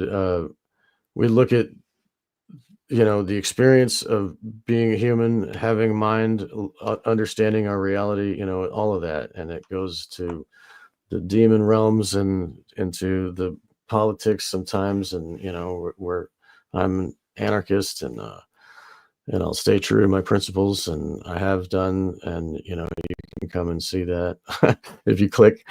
So yeah, there, Wake the Dead is there on Odyssey, BitChute, YouTube, uh, Rumble, and Spotify, and all those things. And there's a donate page. My main website, I guess, where you can see everything is onegreatworknetwork.com/Sean-McCann. It's not my website, but I have a portion on there that's mine, and so you can find me there and all my stuff. And Hans, you have your own website, right? You have Yes. Hans. Yes, I have my website, hansutter.com, and I'm also, I believe my page is now up and running. I just have to start uploading shows on the Run Great Work Network. And yeah, briefly, yes. So I am looking into, there's a pretty complex, it's entirely new system that just check out the show. You can see it. It's some of the stuff I sort of hit tail end with William, but I got some of these guys that are part of this called Conception of Social Safety, which is really mind blowing. It's a full integration incorporating, if all of this research is used in a positive way, right? How to liberate humanity. Wow. Right. And not, because so much has been misinformed, has been occulted. So much of the language we don't, you know what I mean? We've lost our way in terms of language. If your language doesn't make sense, what are you going to do? So it's not, of course, all doom and gloom. We're trying to find, as you're doing, John, right? Find how to reintegrate and how to move away from this particular system, which is reaching its apotheosis. It's reaching sort of the end game stage and a variety of levels, including, do you want to be floating around in like Jerry Garcia talked about in 1992, you're going to be there, wearing your little bodysuit, making up your own language in your head, having imaginary sex and becoming a guitar virtuoso. He's like, you never even have to practice. You're just in virtuality. You can play in front of huge crowds, literally. And then you'll never have to have physical sex. You could just, just sit there at home. I mean, and this is 92, right? And obviously the whole digital age is connected with this complete disembodiment, total derealization, complete state of schismogenic control. And in a sense, we want to remove the handler that's been installed in your own mind. And even no matter what extent it's operating, this is the agenda. So, and of course, William, you're a great, productive author and podcaster. So please say about your show and everything. Just been busy, a lot of shows. William Ramsey Investigates. I got 3 YouTube channels back. If you're listening to this, I don't know if you're listening to this on Spreaker or Spotify, but these streams are doing really well. A lot of people are watching them. So I've got a lot of stuff on YouTube now, and 5 books on Amazon.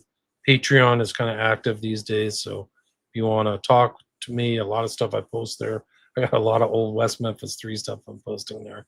But yeah, I've been busy. This is one of them. I'll give you guys a taste of what's happening if we make it to an episode 11. This document's incredible because Erickson, this kind of sinister figure, when placed in this deep state of hypnosis resembling very greatly an intense trance, Dr. Erickson proceeds with a type of experiment which he calls the personalization, and changes the boy's personality from the individual who he actually is to a fictitious character whom he calls Johnny Walker. Wow. Literally changes his personality, guys. This is dangerous. That's what Hans is just talking about.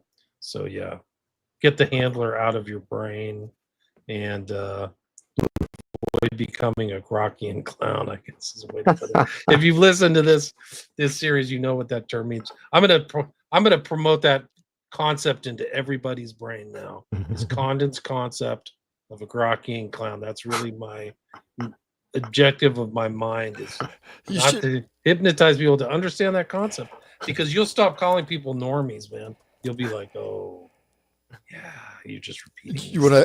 Do you have any there's so many people out there with conditioned response. You talked about zombies out there, but like automatic conditioned response to things that are uncomfortable. They'll just immediately go racism or you're sexist, transphobe, all this other stuff that like goes over rational thought. That's what people call it, like name calling.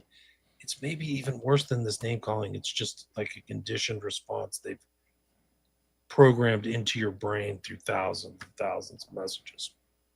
Anyway, Can you just show a picture of the actual grok, if you don't mind? Can you just, I brought one up. did we find one? Did we find Grok? I've got a bunch of just search grok the then clown. we'll There's talk tons of about them, man. There's grok. Oh my god, he really looks demonic though, man. But the real Grok was like a No, this is a real the actual fancy grok. gymnast. He was not broken, beaten. Like that's what we talked about that in like the first episode. Yeah, but just look at his face. So I think this is Okay. definitely. Is this the guy? Oops. Grok. Whoa, Is this the dude? Wait, let me find that. Grok in his dressing room, 52. 52 seems. There's kinda Clowns a- are scary, man. Clowns are There's maybe just black and white. If you just put grok the clown, yeah, that you can go down. There's like I don't know which one. There's a lot of different ones. Is this him? I I think all, he's French, right? So yeah, those are all Le Grok. Yeah, That's the one. Yeah. there he is. They broke his arms and legs or whatever, right? There. This is him with But like it's not. But not his really. legs on legs. Yeah, right. Yeah. Right. Yeah. But- But it, that's the idea. That's the trauma-based clown. Yeah. Wear your clown shoes. You trauma robot. Like, he's definitely a He's little creepy. vaguely looks like the creature from It. yeah, He does. it's true. Wow. Just a little bit like a brotherly resemblance. All right, guys. Till next All time. right. Thank you. Later. Thanks, Take it everybody. easy. Thank Yep. you, William. Peace, Thank peace, you. peace. Okay, bye-bye. Yeah. All right.